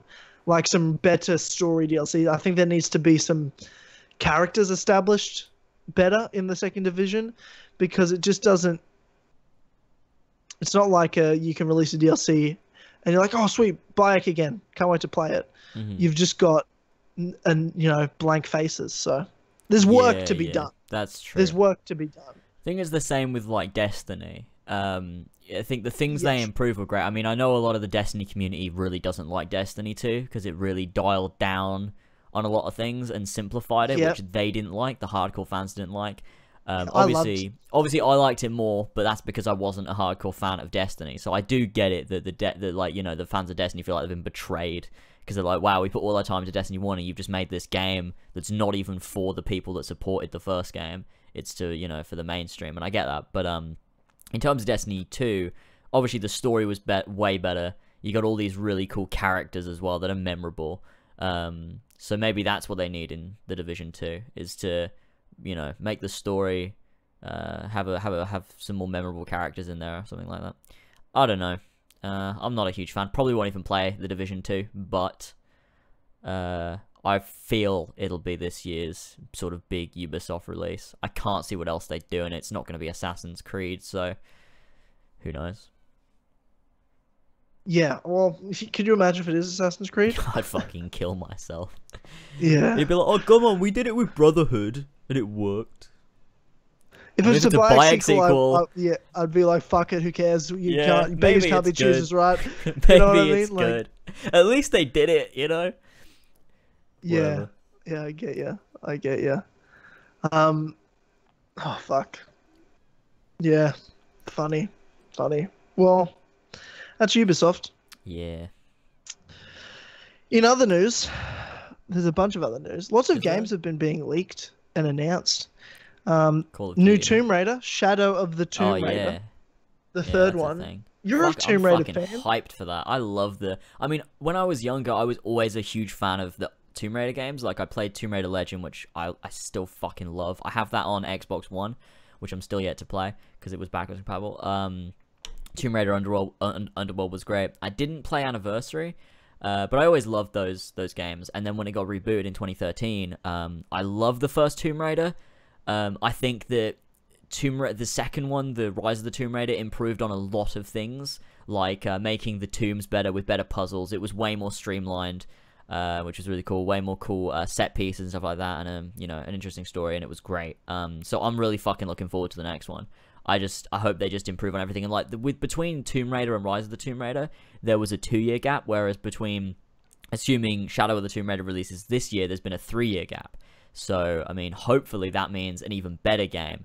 And I mean, the visuals always look gorgeous, the characters are always memorable, and it's got a cool story, and, everything's really fun. It's sort of like Uncharted, but like, not quite Uncharted, but I still love it. Not quite as good. Nothing's quite as good as Uncharted, but, That's true. They're great games, and so, I mean, I'm hoping this one's bloody great, because I'm a fan, so... I've never played any of these new Tomb Raider games. I've got the first one on, because it's free with gold. So I got it, but I haven't played it yet. Oh, I'd recommend it. I feel like maybe now's the time. Well, you know what? I might play them before the third one comes out, so I can kind of play them all at once. Yeah, that'd be worth doing. Maybe that's what I should do. Is there a release date yet for this? No. The full reveal is coming April 27th, when they're gonna probably show like, you know, a proper trailer and, you know, show the concept for like this is what the story is and a general some like release gameplay and window. stuff. Like, Yeah, and that's probably when it will go up for pre-order, which I'm guessing will be end of the year, probably like September, October. Yeah, yeah. Well, it'll be within, I think, at the latest this time next year. You know what I mean? Yeah, for sure, it could be. Who knows? So we'll see. I think it might be smart to wait till this time next year, to be honest, because the end of the year is going to be tough. There's some big games coming out at the end of this year, True. and it's going to be tough for sales for certain games in terms of windows. Like, Yeah, when true, Red Dead true. Redemption 2 comes out, that's going to fuck with every Ooh. other game that comes out within probably 2 weeks either side of it. Is going to fuck with. Yeah, I mean that's why bloody what's it called? Call of Duty's changed its release date, I think. Because of Red Dead. Because of Red Dead, yeah, they normally release what they've released the same time every year since COD 4, and this time they're releasing a month earlier. So, you know, Yeah, everyone's smart. scared It's of Red smart. Dead. Yeah, you'd have to be if you're if you're into, you know, making money, which they're all in the business of doing, you would be terrified of Rockstar when they've got any big game. If the Grand Yeah. Theft Auto's coming out, you may as well not release a game within 6 months of it, because no one's buying your shit. You know, yeah, everyone's buying the Grand Theft Auto, and Red Dead's much the same. It's gonna be enormous in terms of sales. It'll probably be the biggest seller on this generation of consoles, I'd say. I'd argue. Yeah, definitely. Like GTA 5 was, right? That was the The biggest sale of the last generation. Yeah, I don't yeah. know about this. yeah, it wasn't but this then they generation, but last released it. generation for They- sure. It's one of the most selling games of all time. Yeah, it was. Because it sold 1 billion copies within like 7 days. Yeah, that's insane. Or it made $1 billion within It was 7 days. It was something crazy. Maybe I'm wrong. And yeah, Red Dead will likely do something very similar. And yeah, $1 billion sounds about right. 1 billion units is a bit fucking far-fetched, isn't it? yeah, $1 billion. Yeah, made that in might 7 be right. days. That sounds, yeah. There we go. Yeah. There we go.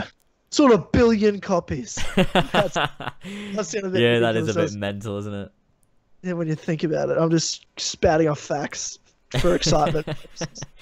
Yeah, but yeah, Tomb Raider, yeah, that might be next year then. That'll be fine though, because I like You've that. got I like Three that. too. You've got beginning 3 of as the well year. at the end of the year. Yeah, true.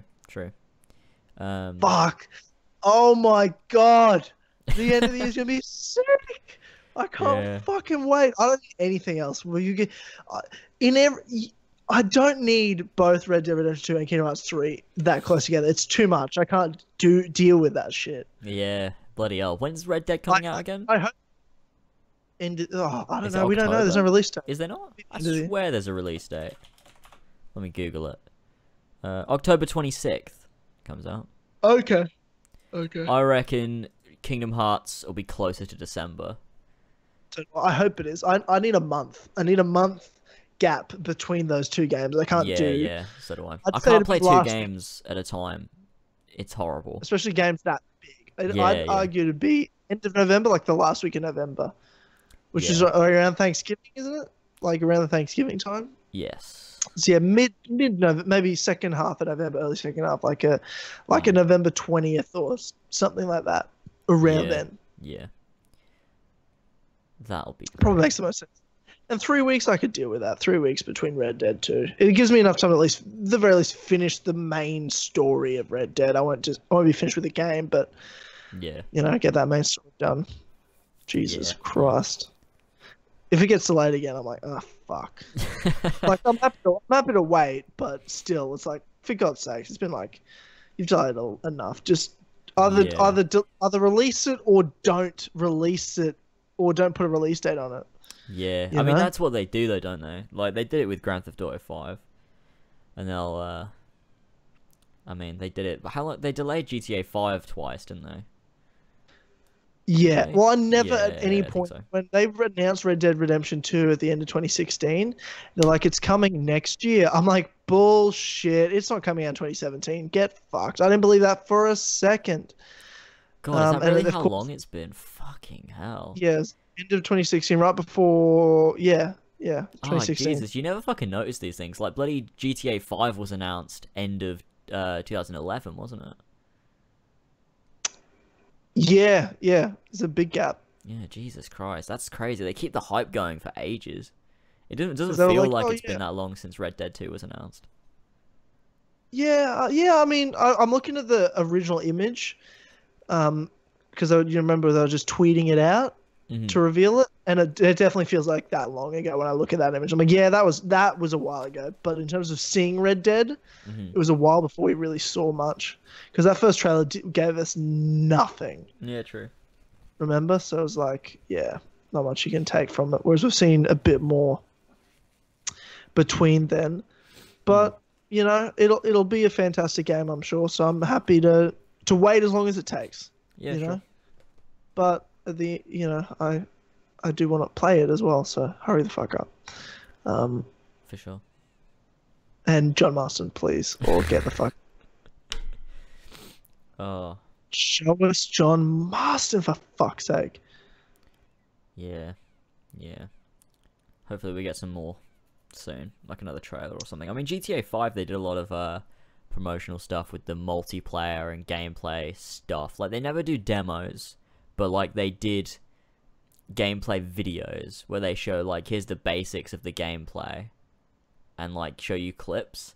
And I fucking love that, because it's not like a full-on demo. It's like, it was almost like a documentary, a little mini documentary about a feature they've got. I loved those for Red Dead. Yeah, they do that. Yeah, they always do that, which is great. They're awesome. They're so great. They got me so hyped for the first Red Dead Redemption. Yeah, I can't wait till they start doing some of those. Hopefully for Red Dead 2. Yeah, which would be yeah, great. absolutely. I really wanted to talk to Aston about Far Cry 5 Wild West or Space or both, but we didn't get to do that. That was on the list, but it is what it is. Don't get to talk about everything. What else has happened in the last... Oh, yeah, there's a bunch of things, actually, that I want to talk about. There's still plenty of good stuff on this list, actually. What do I want to talk about first? Let's get this out of the way, some mini stuff. Netflix, new comedy special, Ricky Gervais. Oh, you watched it? What'd you think? That was fucking hilarious. I love Ricky Gervais so much. That was great. That was a good time. So I thought it was fantastic. Was it Humanity is the name? If you haven't fucking watched it, get on that shit. Unless, you know, you have no sense of humor and you're a snowflake piece of shit, then you probably wouldn't be listening to this podcast. So if you're listening to Kill Connor Club, you're more than probably okay to listen to Ricky Gervais's new stand-up special on Netflix, Humanity. Yeah, I loved it. You know, and especially for someone that hasn't done a comedy special like that in a long time and hasn't, you know, and I noticed he'd been like for the last 2 years he's been touring a shitload, doing stand-up again. So he really, you know, because especially the best stand-up comedians in the world, they're always working, always. They don't have years off of doing stand-up like Ricky did. And obviously Ricky did the Golden Globes and stuff, which is, I love watching Golden Globes highlights of him. They're so fucking funny. They're great. But I was surprised. I didn't expect it to be as good as it was, to be honest. I thought he was going to be rusty and have a bit lackluster material. You know, I'm used to watching the best in the world do comedy. You know what I mean? The guys that are every weekend, always for decades, have been, you know, are doing stand-up and don't take time off. You know, the Bill Burrs, the Dave Chappelle's, the Tom Segura's, the, you know, Irish Fizz, Joe Rogan's and things like that. But I was so impressed. I thought it was so fucking hilarious. Ricky, but I've always liked Ricky Gervais, and he's so clever, he's so funny, and he's such a smart dude as well. Such a smart dude. Yeah.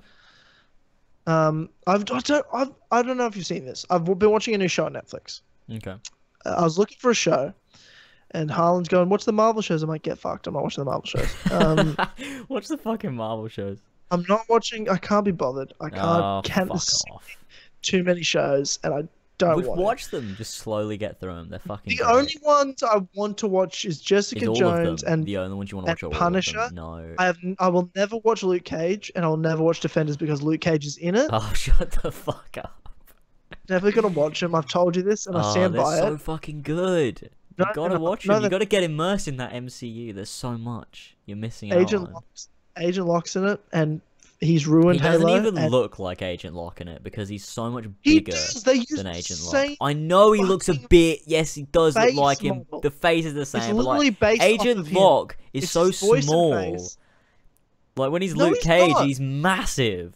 Spartan's a huge dude. Not well, he's He tall, looks but small like because he's next to a massive Master Chief who's bigger, better, stronger in every way than him. The fuck Luke Cage, fuck that TV show, Luke and fuck Cage the is Defenders. good. The only one I'm was interested in okay. watching is the Punisher, the Punisher Punisher's series, very good. and Jessica Jones. Other than that, don't care. Iron Fist, get Daredevil. fucked. Yeah, no, that's You gotta watch maybe... Daredevil to watch the Punisher, otherwise it doesn't really. You're like, what's going on? Who are these people? Like, because they have characters from Daredevil show up in the Punisher. Oh, that was what I was afraid of. Because See, it's this the is what I'm afraid of. MCU. You have to watch wanna- everything. You don't have to watch. Yes, Okay. you do. You could watch Captain America. You don't have to watch Thor. You know what I'm saying? You do, because it sets up his character. Don't be fucking gay. No, how is that gay? How is that a homosexual thing to do? That's the stupidest thing ever. Don't be gay. Okay. I'll stop I'm fucking just so gay. upset. I lost control. Oh god. What is this? 2006? Don't be gay. Oh, you got me there, bro. You got me. What will I do now? Don't be gay. Jesus.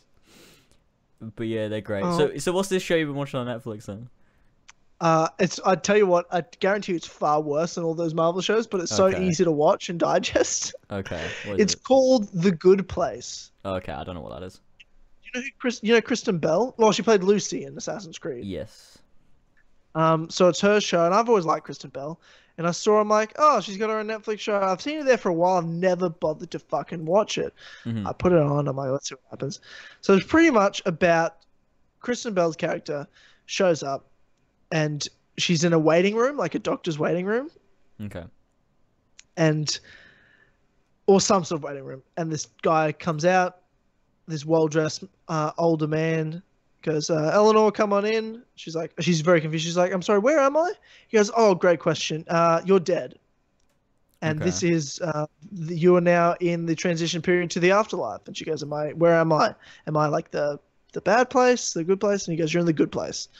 So the show is about like the afterlife in this good place. It's like everyone's put into a community Mm-hmm. of like a few 100 people or something that are all similar, and you're given your soulmate to meet and stuff. It all sounds very nice and whatnot, but it's actually way better than it sounds, if that makes sense. Like, it's actually got twists and complications and shit that happens, and the characters are pretty funny. Like, it's actually a funny little show, and I'm way more into it than I ever have any reason to be. I mean, it sounds Like, interesting. I feel like it'd be one of those ones where you're like, I don't know really what this is, but like, I'm having a good time. Yeah, that's about it. Like, and the episodes are short; they're only 20 minutes, you know. And the first thing is like 13 episodes, so it's easy to kind of get through. Yeah, it might be worth watching. All of a sudden, you've sat down for a couple of hours and you've watched most of the season, and you're like, "Oh shit, okay, I'm almost done." So it's one of those shows, and it's interesting and it's funny. Like, there's some funny moments in it, especially in the first couple of episodes. I laughed quite a bit. I thought, you know, it was a good laugh. Like, the one of them was like, the guy, when they're in the waiting room and he's explaining, oh, you're in the good place. She goes, well, who was right? Like, what religion was right? And he goes, well, every religion gets like 5% right. He's like, who was the closest? He goes, well, the closest was this. He has the name. I'll just make up some name, like Scott Smith, John Smith, whatever. Yeah. John Smith, some stoner kid from Phoenix in 1973. One night he got high and his friend asked him what happens when he dies, and he got 93% of it right. And it's like, he's got like a picture of the dude on his wall. I'm like, that's funny. Like, it's like, you know, it's a bit of a laugh. Like, it's nothing special, nothing to call home about, but I thought I'd bring that up. I wondered if like anyone had seen it. It's a bit of weird shit. I watched season 1 but forgot it. I watched The Good Place. I actually don't mind it. My girlfriend got me into it. It's mindless but fun. Yeah, it's mindless. Like, you don't need to really think about it too much. But it's a bit of a laugh. See, it gets a bit weird season 2. It's a bit like, it's like the storyline's great, but then they've finished the storyline and there's no real long-term, like, it feels like they've really had to come up with some crazy storyline to make it a show that can go for more than one season. Because it's like about this thing and then it's over. And they're like, well, no, we can keep this going. I'm like, okay, well, Do we need to though? That's the question. Do we need to? Anyway. What else is in the news? What have you been watching? Well, Jessica Jones season 2 just came out, so I've been watching that. What do you think? Have you finished it? Which is great. Yeah, I finished it yesterday. It's not as good as season 1. Yeah. It's still really great. Like, I still like all the Netflix MCU shows, but you've got like top tier stuff like The Punisher, Daredevil, and Jessica Jones season 1, and then you've got like Iron Fist, and Jessica Jones season 2 is closer to Iron Fist, but like I've heard Iron Fist is really bad. Yeah, I don't think so, but a lot of people have said that. I mean, Iron Fist came under a lot of heat because the main character wasn't Asian, so it's difficult to, you know, pick out the people that are saying that and the people that are genuinely just think it's like not very well written. Because it's not... I just go by like Harlan, who's watched all of, like, he watches all the MCU Netflix movie shows, like, and stuff, and he loves them. But he's like, the only one he couldn't finish was Iron Fist. He's like, I watched 2 episodes and stopped. Really? I mean, I liked Iron Fist. It's definitely not the best one. It's more like a, because I mean, sometimes, some days I'm like Luke Cage was better. Some days I'm like Iron Fist was better. I don't know. They're both sort of in the same camp, down with Defenders, which wasn't, I mean, that good. It's like, because Daredevil and Jessica Jones season 1 and The Punisher are all so good in terms of everything, like production quality, the writing, the characters, everything is so fucking good. Whereas I think Luke Cage, Iron Fist, they're just a bit lackluster in some ways. I still had a good time watching them, but rewatching them might be a bit tough. Yeah. I think that's how I'd say it. But I mean, I'm biased when it comes to anything MCU. Like, I spent 9 episodes of Inhumans convincing myself that I loved it. It's terrible. Yeah. It's so fucking bad. It's got like 10% on Rotten Tomatoes. You're really good at liking things that are bad, though, because when you want to like them, like, you're great at it. Like, you'll fight for a while to the death for it. I know. I liked Inhumans for so long. It's so bad. It's so bad. But yeah. Jessica Jones season 2 was fun. It definitely wasn't bad. But it started off like first half of the season was fucking great. That was like up there with, you know, Jessica Jones season 1. It was bloody great. But I try my best to like things, and I did get to a point in season 2 towards the end where I'm like, this is fucking shit. Like, I mean, it wasn't fucking shit. I was just angry because it wasn't good enough. Because the writing was like, it was, you know, I mean, I don't know if you know, but in Chain of Memories, when Sora... There's Kingdom Hearts, for those who don't know. Yeah, so in Kingdom Hearts Chain of Memories, when Sora starts, so the story is that as you progress through Castle Oblivion, your memories get, like, his memories got fucked because Naminé was replacing them, so he forgot Kairi, and it was replaced with Naminé, and he, like, started, like, getting mad at Donald and Goofy, because they didn't know Naminé, and he loved Naminé, and it's just so annoying. You're like, Sora, shut the fuck up. And that is sort of what happened towards the end of Jessica Jones Season 2 with a certain character and, like, her motivations. It just felt so out of character and so weird. I don't know. I mean, overall, the show was great, but the writing got really fucking annoying towards the end. There's my review of that. Okay. Interesting. Jessica Jones is one I think I could watch. Like, seems pretty, you know. Season like, 1 I is could, so good. I could just watch Jessica Jones. I wouldn't have to watch, like, all the other ones, you know what I mean? Oh, yeah, you could, definitely, yeah. Yeah. And I'm like, if I'm going to get into just one of them, Jessica Jones seems like something I could do. I'd like to get into The Punisher. I've heard, like, that's the best one of all of them. Yeah, it is. Yeah. It's so fucking good. And I've always liked The Punisher as a I don't want to say superhero because he's not very, you know, I wouldn't use the word hero in The Punisher, but as like a character, as like a comic book character, I've always liked The Punisher. I've always thought he's fucking great. So, but then you're telling me I have to watch fucking Daredevil, and it's not I don't want to watch Daredevil. It's not that Daredevil's bad or something. I don't want to have to watch Daredevil just to watch The Punisher. It's like, it's not that you have to watch one season of Daredevil. I have to watch the second season of Daredevil. And then I can watch The Punisher. It's like fuck you. It's like it's like, you know how, I mean, it's a bit different, but like Black Panther was introduced in Civil War and all that stuff. And I guess you could just watch The Punisher, but if you watch Daredevil season 1, to get, I mean, because you have to watch Daredevil Season 1 to get introduced to Daredevil and all these supporting characters, and then in Daredevil Season 2 it introduces you to the Punisher as, like, he's not really the antagonist, but he's there, and he's sort of like a main character, and you see him bond with the main characters and the supporting characters, and then in the Punisher, it's his story, which does stand on its own, but he does interact with a lot of characters from Daredevil, and it's sort of, I just feel like it'd be better. I feel like I enjoyed it more because I knew who those characters were, and I'm like, it's MCU. They did a cool thing that I like. I don't know. You could try just watching it. I don't think you think it's bad. I think you think it's really good. Yeah. Okay. Well, it's just I like to get the full sort of like thing. Like I could not watch something knowing that there was something before it that I hadn't seen. Like I just couldn't do it. I'd be like, no, I've got to go. I've got to do everything. I have to do this. Sure. It's like with the MCU, like me playing Assassin's Creed.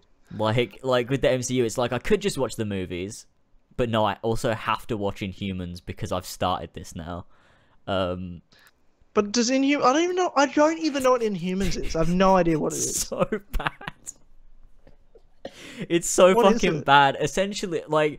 It's about these Inhumans, like, in the comics, it basically follows these characters from the comics that live on the moon in their city called Atalan, because there was a war, like, in Agents of S.H.I.E.L.D., they set up this, there was a war between the humans, no, it was between the Kree and, was it the Asgardians, I think? I don't remember. I think they do talk about it a little bit in Thor, but, so that happened, but the Kree needed warriors for their army, so they came to Earth and they used humans by giving them Kree DNA to make them powerful, and so that created Inhumans, and after the war was done, the Kree sort of left, and there were just people with Kree DNA left on Earth that could be activated via Terrigenesis, which is a thing. It doesn't matter what the thing is, it's just a thing. And so... there was a point where, because they wouldn't be accepted or whatever, I don't really remember why or what happened, because Inhumans is so fucking shit, they ended up going to the moon, and for generations they just lived on the moon, and it's about this group of Inhumans, they're the royal family, and this dude, bloody Ramsay Snow from Game of Thrones, overthrows the royal family, and then he's like, I'm gonna kill all of you, and they're like, oh shit, we better go to Earth, and then they're really scared because they're all on Earth, and it's kind of like, you know how, I mean, it's not good, but you know how in Thor, when Thor goes to Earth, it's all funny because it's like, he doesn't know what he's doing on Earth, and that's a good fun time. It's like that, but like really shit, and bloody the main character can't speak, and when he does, he blows things up with his voice, and he killed his parents by doing that. And it's so funny, they show you it. They don't just tell you about it.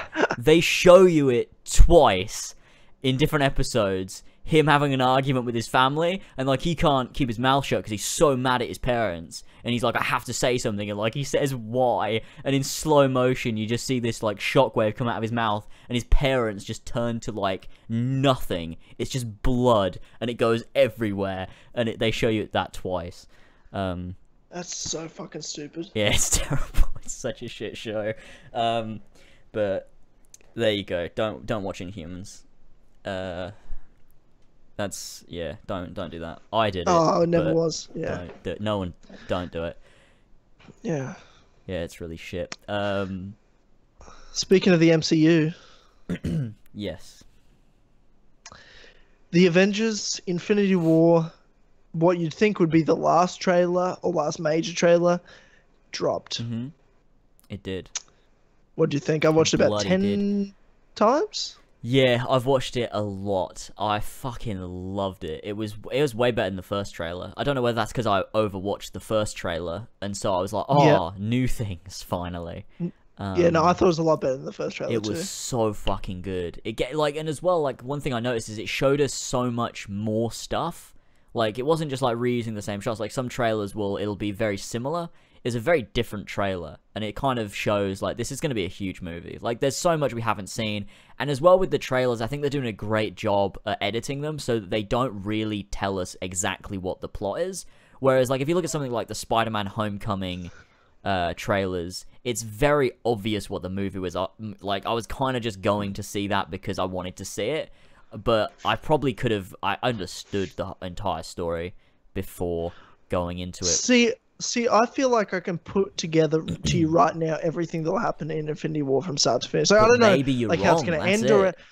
Yeah, maybe I'm wrong, but that's like any movie. You say maybe I'm wrong, but probably not. Spider-Man Homecoming, though. Like, that was fucking obvious. I don't know. Yeah, Those I don't really remember the trailer. Yeah. Like, for example, I don't know how obviously going to end or anything. Like, I don't know what's going to happen, who's going to die or whatnot. But somehow Thanos is going to arrive and they're all going to figure it out.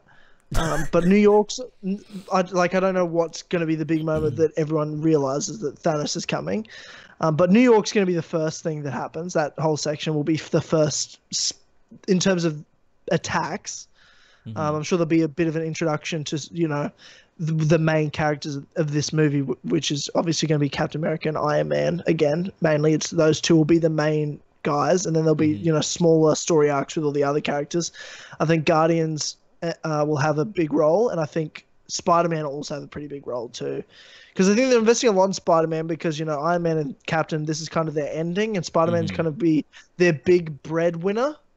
Yeah. Like, with Iron Man and Captain America, they're big money-making ones, and now that they're done their next era, Spider-Man's going to be their big money-making solo films. Yeah. I think Spider-Man will have a big role, but it'll be mostly Cap and Iron Man. I think New York's the first attack, and then there'll be a middle section where they're all kind of collecting themselves. Yeah. Because they'll just fuck up New York, and they'll be like, shit, we've got to figure this out. Where are we going to hide? Let's go to Wakanda where we can hide. They go to Wakanda, and then that's when they build up to like some big final battle. Yeah. And then that'll be the end. Will be like everything's fucking destroyed, everyone dies, and then probably some sort of time travel. You know, Doctor Strange and Tony Stark will be alive, and they'll have to time travel back and fix everything. Yeah, yeah. That's pretty much how I think this movie's gonna go. Yeah, I'd say that's probably pretty right. Yeah, you've now seen the movie, everybody. But yeah, the trailer looked fucking sick. There were so many great moments, and I mean, this is such a huge movie. I mean, so huge that there's a part 2. But yes, you know, like this is gonna be crazy, and like I think there's a lot of things we haven't seen. I think there's a lot of, you know, key story points they're kind of keeping to themselves, like because I mean, most MCU trailers do give away a lot, and I think as much as the Infinity War trailers have sort of given us the main premise, I think there's so much they haven't given us a lot of like story points or a lot of character stuff. It's just a lot of look how cool this all looks, and it's like, yeah, that's look cool. How many characters are in this movie. Yeah. And so it's like when like that scene where you get Tony and Star-Lord talking to each other was fucking great. I love that, and Peter and Doctor Strange at the end after like the title card was great as well. So it just kind of gets me hyped to see all of these characters interacting. Like, I just can't fucking wait. It's gonna be so fucking good. I love all the posters people are making of like characters that have been left out of the poster, like the Hawkeye. Boss Logic did a whole poster for Hawkeye. That's so and good. Someone's put up one you've been tagged in, and George retweeted of like Avengers Where Am I, and it's just got like Hawkeye and Ant-Man. Oh yeah, and hugging and bloody and Nick Fury. Name? Yeah, Nick Fury at the bottom. Oh yeah, that's great. That's a good one. But there's so like I've seen so many people. It is funny, like people making fun of the poster and shit for it. Like it's like there's too many fucking people in this movie. I'm like, yeah, but you don't understand. You don't get it. I'm like, yeah, they don't get it, but it is funny though. It is funny. It looks ridiculous when you think about it. When funny, you really think it's a fucking comic movie, so that's why it's cool. It's like, this is fucking great. I love it. I'm having a great time. Yeah, that's true. Yeah, people don't. I think a lot of people don't get it. Like, I think a lot of people see, because this is what I thought for like the first however long when like the first Avengers was coming out. It's like I didn't fully understand how interconnected the movies were. I thought like this is just a movie featuring characters from other movies, and that's a thing. I didn't realize that. Like literally they set up Avengers in Iron Man and stuff like that. Like I didn't realize all of these were movies that were part of like one story. I thought like, we've got an Iron Man movie, we've got a Captain America movie, and we've got an Avengers movie, and it's the same guys, but like it's like, that's just a cool thing. Until I started watching it, I didn't realize. And I think a lot of people probably think that as well. They're just like, oh, it's just like another one of these team-up movies. Like, I guess like Ben Shapiro, who was like not happy with it. But Ben hates everything because he has to assume everything is the left trying to propaganda brainwash everybody. Which, I mean, you know, he's fighting the good fight, and I appreciate he's always on the defensive. So I just leave him. I just when you work in that industry, like with that stuff all the time, you're gonna notice it more than other people, I think. But yeah, or notice it when it's not there. Because he's always looking for it, but also like. Ben Shapiro, especially when it comes to movies, says some stupid shit. Like, I just think the main one is like, it's the most hypocritical shit he does all the time. And so do so many people in politics. They talk so much fucking shit about celebrities and like when they try to get involved in politics. And I'm completely in agreement with them in terms of what Ben Shapiro is saying. Mm-hmm. I'm like, I'm like, I get it, Ben. You're right. These celebrities don't know what they're talking about and they try to talk about politics. That's the same as you talking about movies compared to people like, you know, actual movie critics and hardcore movie, you know, analysts or filmmakers. They're the ones who I worry about their opinion on movies, not you. Stick to politics. You know what I mean? It's so funny how much shit he loves to talk about movies and celebrities, and then it goes back and be like, well, you know, celebrities talking about politics. I'm like, well, that's great and everything, but, you know, you can't do the same thing for them. So a bit of a, you know. Yeah, true. I mean, yeah, I definitely don't go to Ben Shapiro for his thoughts on movies. I don't really give a shit what he thinks about movies. No, I don't. So there's that. Look, I love the fucking MCU. Shut the fuck up. I love it. Yeah. Let me love it. Just let us like it. Yeah, stop ruining it. It's so fun. I want to see Captain America and T'Challa together. Stop hating it. It's great. It's only great. And T'Challa together. Yeah, I do want to see that. It's going to be amazing. I guess. What's wrong with that? I mean, we know they're going to be together. We see them exchange a handshake. And they were enemies in Civil War, so it's cool because it's like, look at them. Put aside their differences of, you know, his mate blowing up your dad. We're all happy now. We're all friends. It's great. Yeah, I mean, I guess. Yeah, I mean, I'm more excited for Guardians than anything because that's crazier. That's like, oh my god, that's true. Yeah, that's crazy. I can't wait. Like, my favorite part of the whole trailer was just the Star-Lord line of just like, yeah, that's a great plan, but by great, I mean it sucks. Yeah. And I'll come up with a plan and maybe it might be good. I'm like, oh, that's hilarious. That was love great. it. Yeah. I can't wait to see fucking Thor. Thor is going on an adventure with Rocket Raccoon and Groot. That's going to be fucking mental. That's fucking hilarious. Oh god. I do hope we get a little bit of Hulk and Thor in this one. Yeah, that'd be good. Yeah. I mean, I was just watching Thor Ragnarok before we started the podcast. Thor Ragnarok is actually fucking mental. Like, what even is that movie? I love it, but like, what the fuck is it?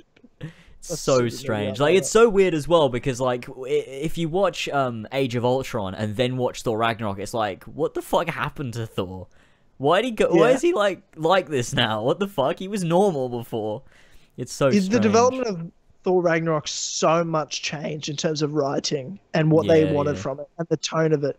Like, you could tell right from the start they completely backtracked on the story they probably originally planning on telling with Ragnarok, and like, I assume it was going to be another dark tone with, you know, like you see this that Loki rivalry. They just kicked it right from the start of the movie.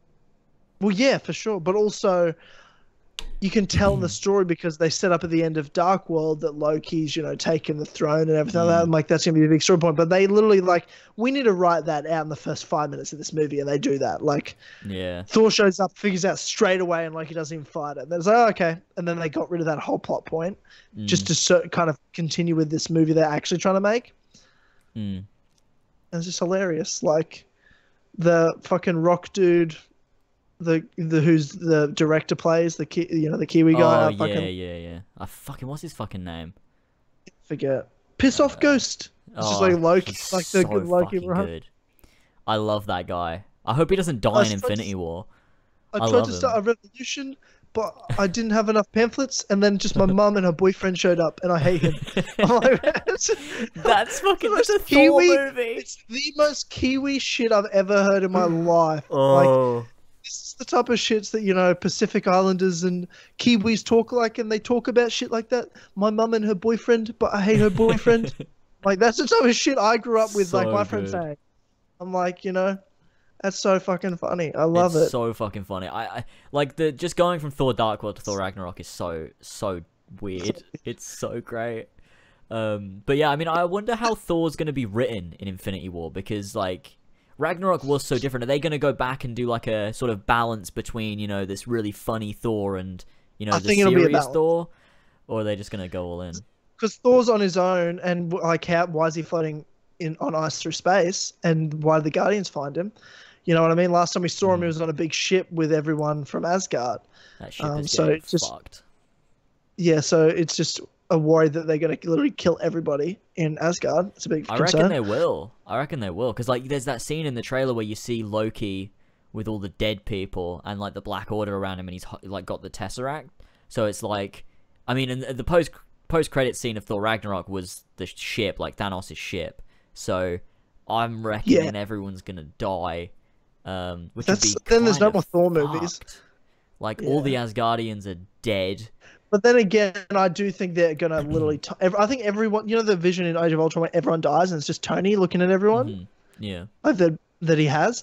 I think that will be. I think everyone is gonna die, but they're gonna just time travel back and fix it.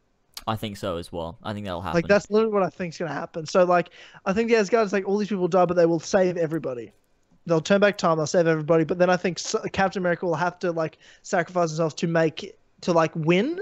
And he's like, "Don't go back. You know, you can't save me. This has to happen," sort of thing. Like, I think Captain will be the only one that stays dead, and he'll have to sacrifice himself. But I think everyone in this first movie will die, except like Doctor Strange and Iron Man, and they'll have to go back and fix it. And then Cap will be the one that permanently dies to sacrifice himself to kill Thanos.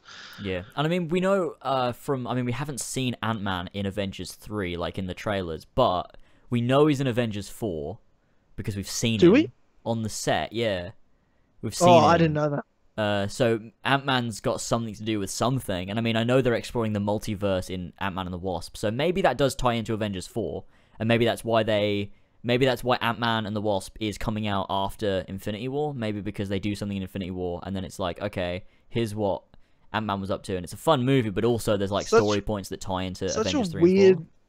We've talked about this, but such a weird release time as well. Like a month after Infinity War, and it's just this comedy. Yeah, it's different really weird. tone altogether. Yeah, but I feel there'll be some sort of thing that will tie in there, because we do know is when we've seen him in Avengers 4 on the set, and it's like him and Doctor Strange, is it? I forget, like wearing like a certain thing.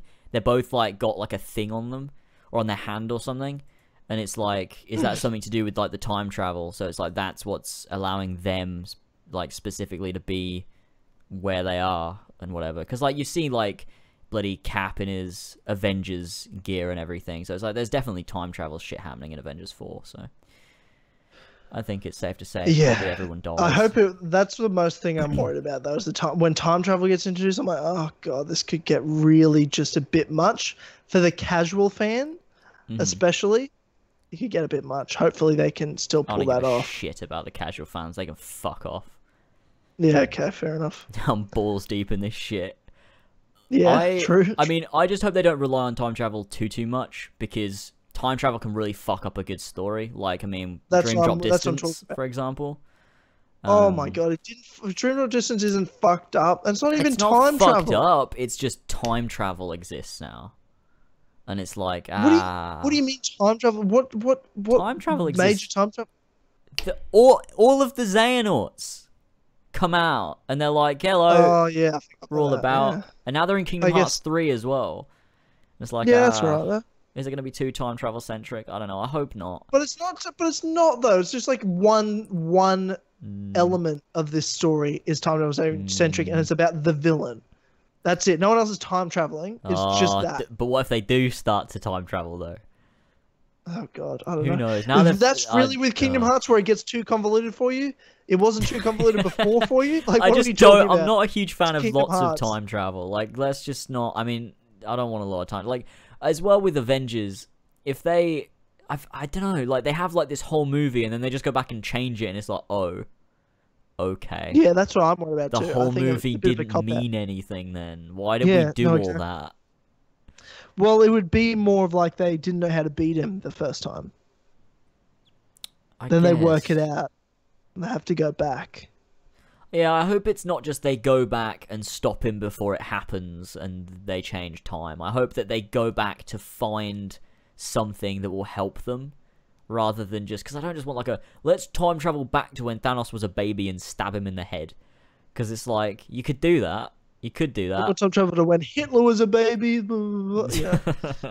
It's That's the stupidest thing people say. If I could time travel, I would go back in time and kill baby Hitler. No, you fucking wouldn't. Could you imagine No, you doing that? wouldn't. It would fuck everything up. I would imagine how much time would change. I wonder what would happen. I'd do it just to see what would happen. The world would be so fucking different and probably not better. Yeah, it'd probably be... Probably not better. So many things the world learnt and changed because of the horrible things he did. Yeah, I'd like to see how that changed though. So maybe I would do it. I'd go back and kill baby Hitler, and then I'd come back to the modern day and be like, oh, this is shit. And then I'd go back again and stop myself from killing baby Hitler.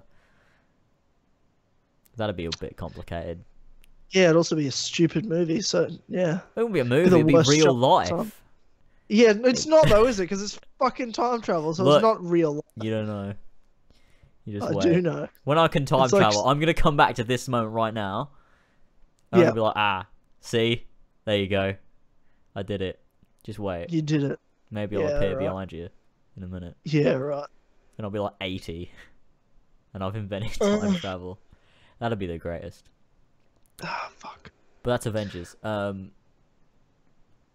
What? Yeah, it is Avengers. Is there anything else Avengers, or is that it? Avengers. I had something to say. What was I going to say? I want to watch the whole MCU for the first time in order, because I've never done that. Because I've you watched them since they were all out at cinemas. Like I've been watching, the Avengers movie since the first Iron Man. I remember seeing Iron Man at cinemas.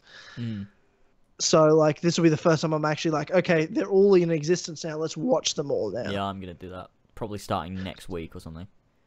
Question here. This is just a question. Yes. Fox owns Deadpool, right? Yes. And Disney now owns Fox. Yes. So this is how I want the MCU to end. Deadpool comes in and kills everyone. I wouldn't be The mad end. at that.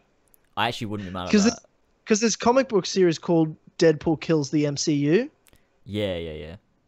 Oh, not the MCU. Oh, I know just what the you mean, MU. yeah. He kills, universe. yeah. Like, and it's Comes in and he kills literally everyone. jumps between comic books, and then he kills the writers of the comic books. He jumps out of the comic and kills the writers. That's amazing. It's fucking it's fucking tremendous. Like, that'd be so fucking fun with the movies, because you get a scene with Deadpool fighting every MCU character, and it'd be amazing. And then, that'd just be a great fucking movie. I mean, it'd be ridiculous, but I'm sure I'd have a bloody great time watching that. They should do it. What was your favorite part of the Infinity War trailer, by the way, before we wrap that section my up? favorite part. Maybe. I mean, there's a few moments. I liked seeing Star-Lord and Tony interact. I thought that was fucking great. Great moment. Great moment. And I also liked when Thanos is like one-on-one with Captain America. That scene. Oh, that was my number fucking one. Great. That was awesome. can't And just wait for thinking about how far Captain's come, and like how powerful he is to be able to block a strike from fucking Thanos. Yeah, and he's got the bloody Power Stone as well. It's like, Jesus Christ. I think an interesting moment for Thanos is when I assume everyone's dead at this point, or most people are dead, and it's just Tony and the suit's like all destroyed on him, and Thanos just goes, because Thanos is an interesting villain in the sense of he's not just murder. He has reasons behind all of his madness, and he's very interested in that legacy You know, like, well, he wants to control the universe. And he says this line that I really like. He goes, I hope they remember you. Talking Iron Man right before he's like going to kill him. He's like, I hope they remember you. Because he's like, at that point, he's like, you know, you're a worthy sort of little hero that I can easily just destroy. You know, you've put up an interesting fight. This is a good moment as a control the universe. I hope they remember you. Yeah. And I like that we saw as well, we're going to get flashbacks as well to Thanos. Because, like, you see him with his armor. And clearly he's with, like, a baby Gamora. And, like, that's going to be interesting to get some of his backstory.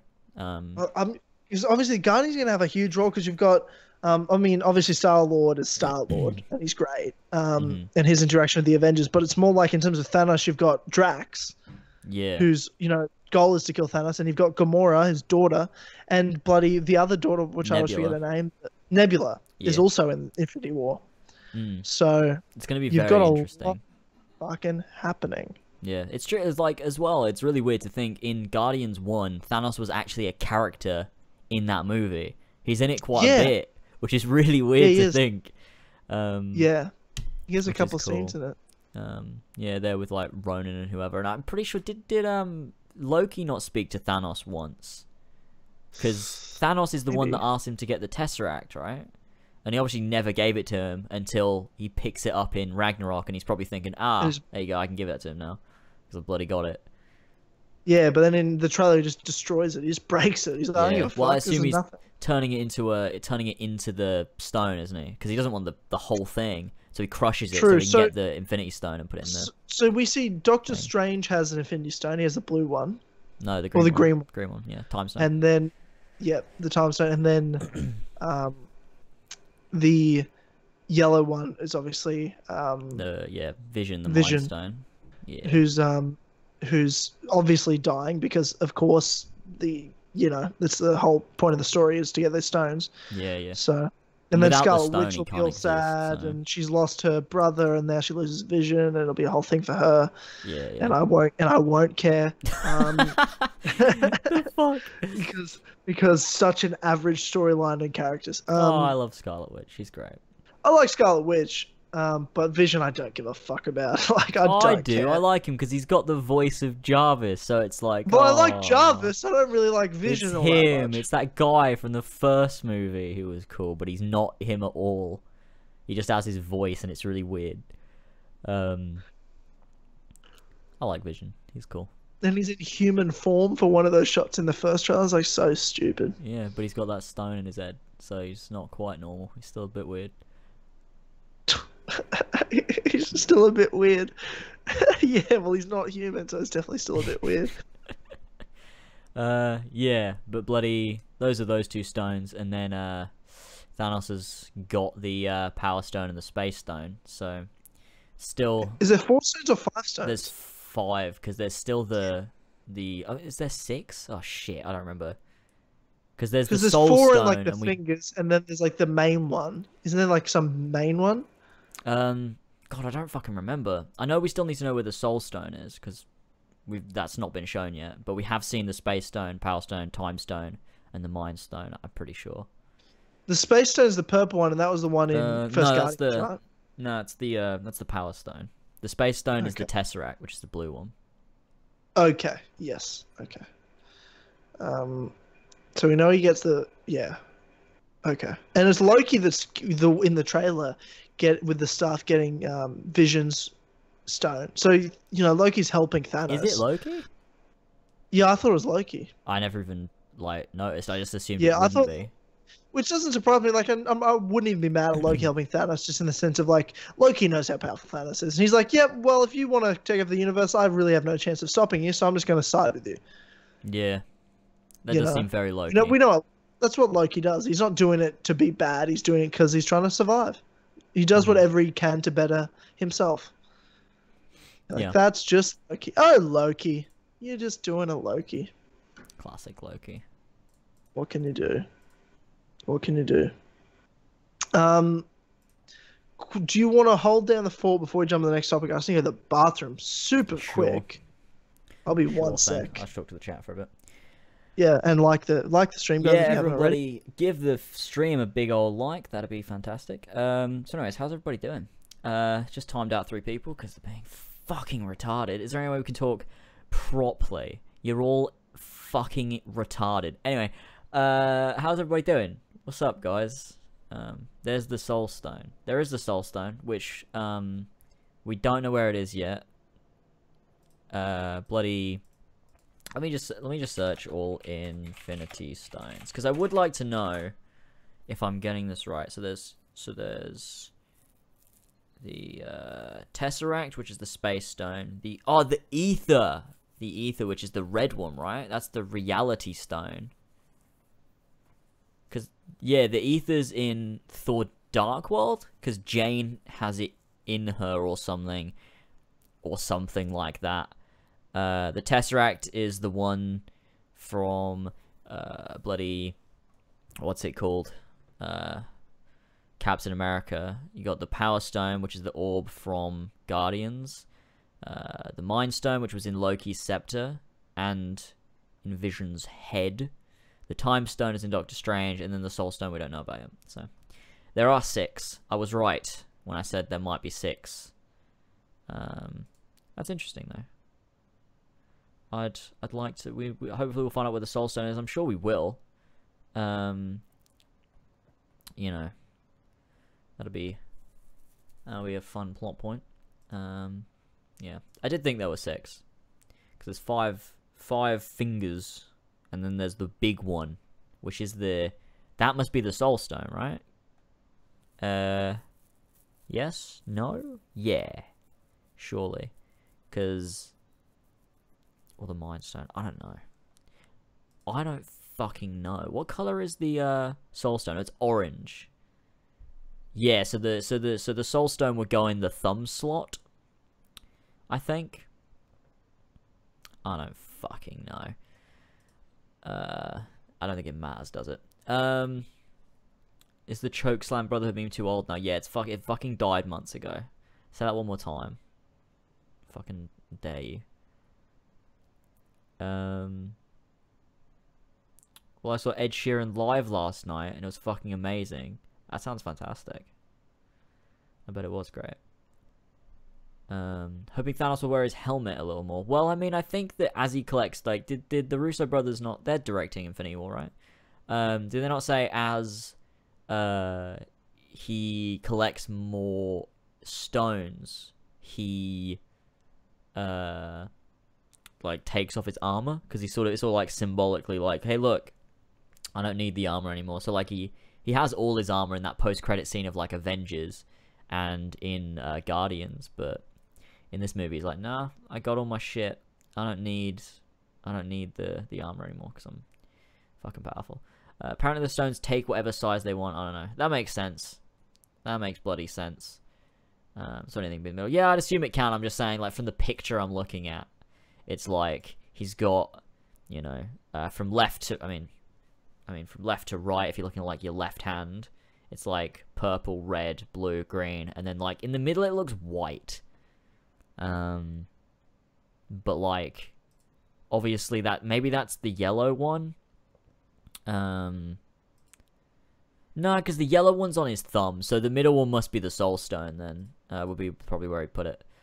Obviously, we've never actually seen him with all the stones. It's kind of just like a concept image, but there you go. So that's fine. Is your throat better, lad? Yeah, it's bloody great. I feel great. Thanks for asking. So you're feeling better? That's good. Ah, he's back.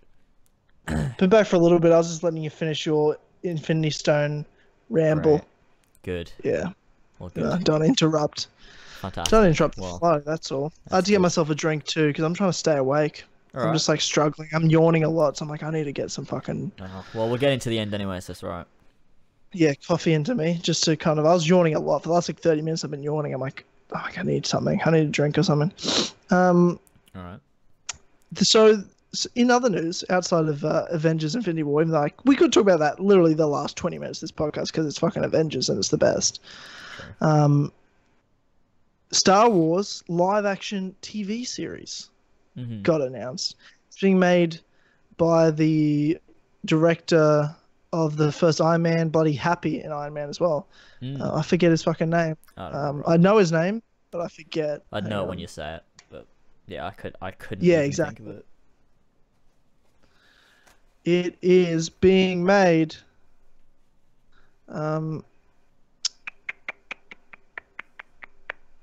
What is it? Okay, no, that's not it.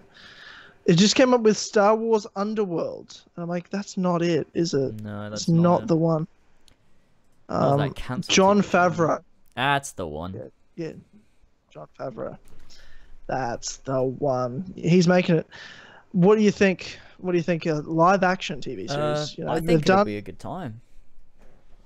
I do too. I think it'll be bloody great. I'll watch it. You know, I never watched Clone Wars or Rebels or anything. Like I've watched bits of like important scenes to get some story points, but I would actually watch a live action one. Whereas I don't care as much about cartoons.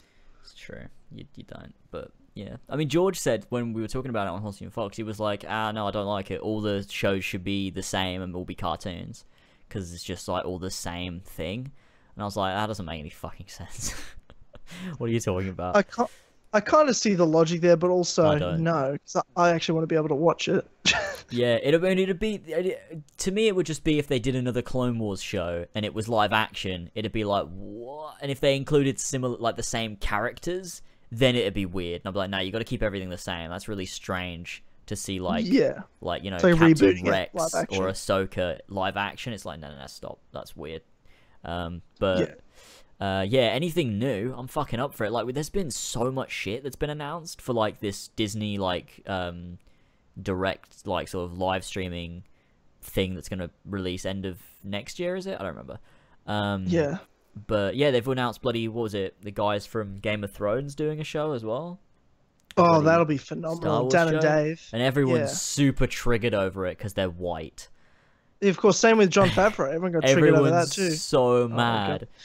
Do you know 99% of people watch Star Wars? It's white dudes. So, you know. And who's it made for? It's white dudes. So, yeah. That's who it's made for. Get in line. God. Go watch fucking something else. You know? This is our thing. You know what? Fuck other races. Wait, what? Jesus Christ. Like, I just turn hard in the pale all of a sudden out of nowhere. So I was like, I'm sick of it. This is the moment. People getting mad about Star Wars. I'm like, no, you know what? Fuck other races. I just go so hard. Oh god. In pain. No, obviously joking. Kind of. No. But yeah, I mean, I think it's gonna be fucking great. I think they're all gonna be a good time. I love Star Wars. I'm biased towards Star Wars as well. Like the MCU and Star Wars are the two things that I'm like, I love them a lot. Yeah. I'm with you on some level. I mean, maybe I see flaws a bit more. You probably do. Than you do, maybe. I can turn off. I can completely turn it off and be like, nah, I love it. In MCU, I'm really good at turning off. Star Wars, I'm not as good at turning off. I mean, it depends. Like prequels, I mean, I think they're shit. I mean, I love Revenge of the Sith. Your mic is sounding fucked right now. My mic. Yeah, it just okay now? goes out. Like, you know, it just sounds really weird. Would that not be your internet? That's what I'm wondering. Is it my end or is it your end? How do I sound? Oh, you said it right now. You're good now. Yeah, all of a sudden you're good. Okay. Yeah, you're fine now. That's weird. That's weird. It's very weird. Yeah. Speaking of Star Wars, deleted scenes. Have you deleted scenes for The Last Jedi? Oh, I haven't seen them. No. I've seen them. Mm-hmm. Some of them. Yeah, I mean, like most deleted scenes, there's a reason they're deleted. You know what I mean? Like, I saw the scene where Rey's running with the lightsaber. Mm-hmm. And figure out what that was. And it was kind of a good, funny moment. Like, so there's like the village of, you know, all those weird creatures that live on the island. Yeah. And there's like a fire burning. Like a massive fire burning, and Luke takes Rey to the cliff, and he says, "Raiders come once a month to steal and pillage." And she's like, "We've got to help them." And Luke goes, "You know what the Jedi would tell you to do? Do nothing, because you can't do anything out of anger like that. Even if you're doing it to help someone, is not good, because you have to be able to balance everything." Like, he's doing all this lesson of why the Jedi suck, pretty much. And he's like, "They'll tell you to do nothing." And he's like, "So what would happen if you went over there?" Next month they'll come back in in a stronger force with more violence, and will you be here in a month, sort of thing. Like he's like, you shouldn't do it. And she's like, no, we've got to help them. She pulls out a lightsaber, runs for it to go over to there, and it's just like a festival they're having. Like Luke was just lying to her, it's just a trick. And Luke's over there by that point. Like I don't know if he teleported. I don't know what the fuck happened. But like she gets there she smashes down the door with her lightsaber, and then everyone stops and looks at her, and they're all dancing around the fire. And then one of them like waves a stick in the air, like they're like asking her, wave your lightsaber. She starts waving her lightsaber, and then they're like, hey! And they all start dancing, and everyone's like, what the fuck is going on? And then Luke was just messing with her, and she just gets mad at him. That was an alright scene. Yeah, I like that scene. There was a nice little one with Finn, like where BB-8 showed him the vision at the end of Force Awakens, where Rey goes, "We'll see each other again. I believe that," and then kisses him on the head. Like, and then you hear like the Rey theme plays, like, which I love that. Fuck, it's my favorite track in stuff. Great. So they play like the Rey theme. Like, oh, that's nice. And then Finn just goes, "That's a little creepy that you filmed that, but I appreciate it," and then runs off. And then some other ones are, just alternate openings for it, but I don't think they were any better really. It's pretty much the same, just kind of changing the order of things. Yeah, it's just there's some alright scenes. The Phasma, you would have seen the Phasma one, right? Oh, like the actual that. Yeah, which is okay, I guess. It wasn't really that much better. Very good. I think it was worse. I think it's really bad. I'm glad they didn't. Use that.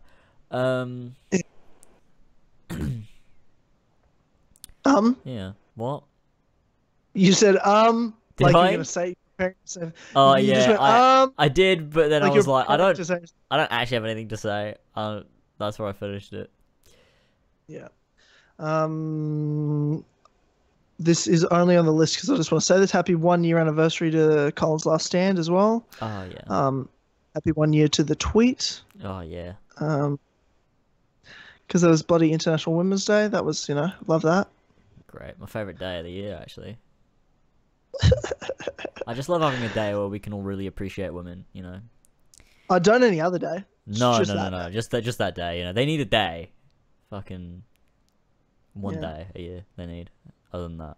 Well, I mean, it's tough because every other day is just white man day. You know what I'm saying? Every other day is. Yeah, every other day is white man day. Yeah, we give black people a month. We give women a day. See, we're not complete animals. Yeah, every other day is white man day, or as we like to put in 2018, apparently, colonizer day, because that's what's been called. It's become a thing. 2018. If that's an insult, I love it. Colonizer. Oh, you mean civilizing your savage societies?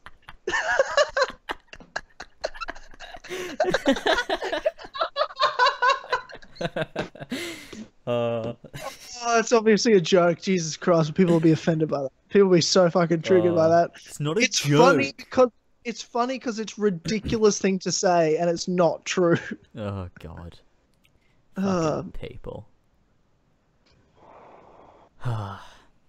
Yeah, that's funny. There's one last thing on the list here, James, that'll round us out here. Little debate. Okay. Best performances by actors in games in 2018. Oh, yeah.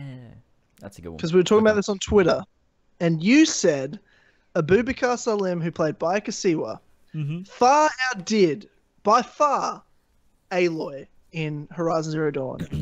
And did I say by far? You did. You said, I loved Aloy, but it wasn't even close. Or something like that. No, I'll pull it up. Hold up. Yeah.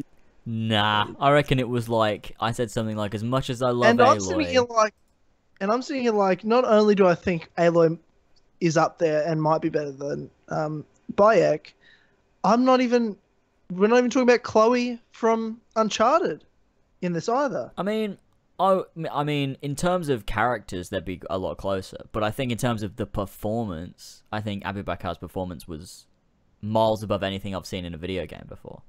As much as I loved Aloy, yeah, Bayek stole the show with that performance. No competition in my eyes. Yeah, sure, yeah. No, yeah, I do actually agree because it's about the performance of the actor, not necessarily the character. Because the character themselves, I think they're a lot closer. But I think Abu Bakar's performance was really special compared to the other two, which was stuff we've seen in video games before. Like, it's not, you know, like they do it in Uncharted all the time and stuff, just doing really good performances and stuff. But like something about the way he did, like I always think back to that first opening cutscene under the bent pyramid, like was just so fucking great. I was like, that's like so fucking good. So like, just to me, I think Abu Bakar deserves that. But oh, don't get me wrong. I mean, I think I think Aloy. I like Aloy better than I like Bayek. Just like it's pretty close.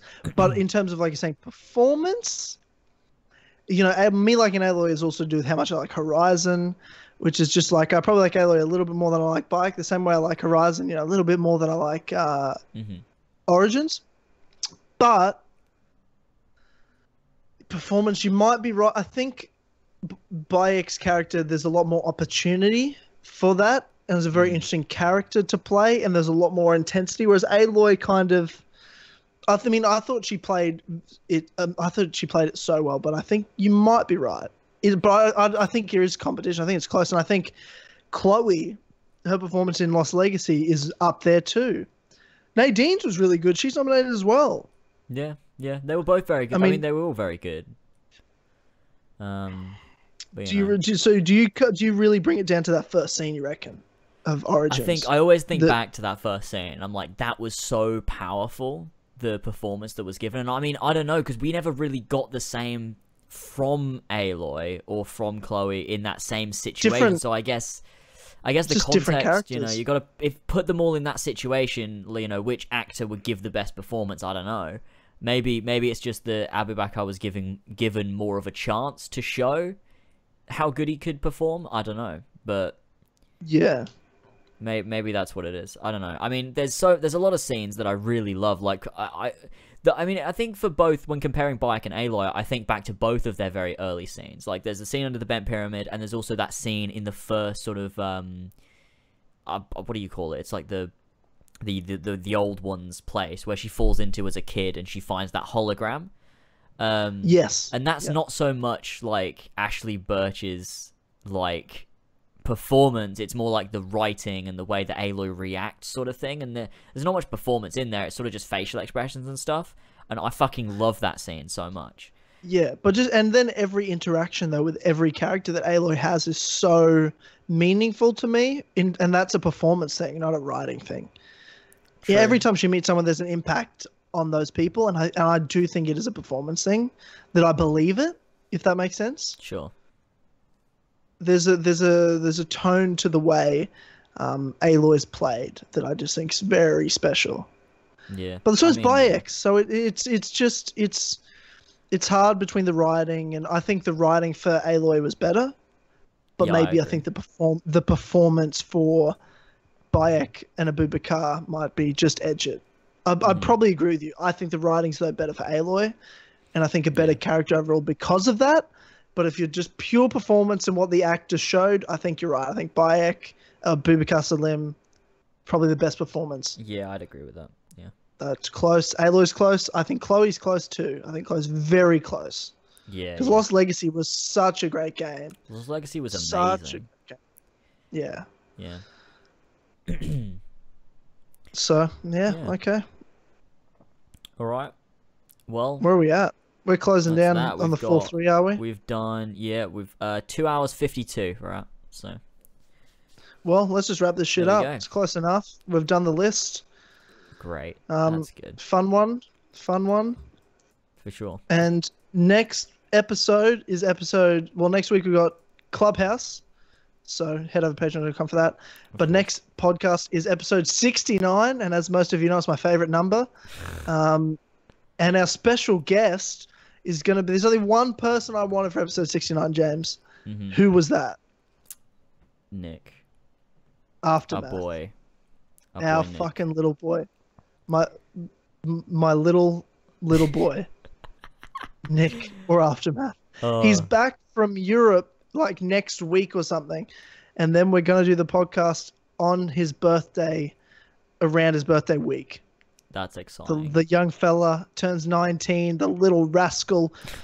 And then we'll hear he's been away for 6 months, haven't really got to talk to him, in a voice conversation, just over text. He's going to have so many cool stories for us. So episode 69 is a storytelling podcast, ladies and gentlemen. That's going to be It's going to be stories for days. That's what I want from 69. And then, 70 will be 4 pillars. So that's great. It's going to be some good fucking podcasts coming up, James. That's some good shit. That's good. All right. Well, thanks everyone for joining us.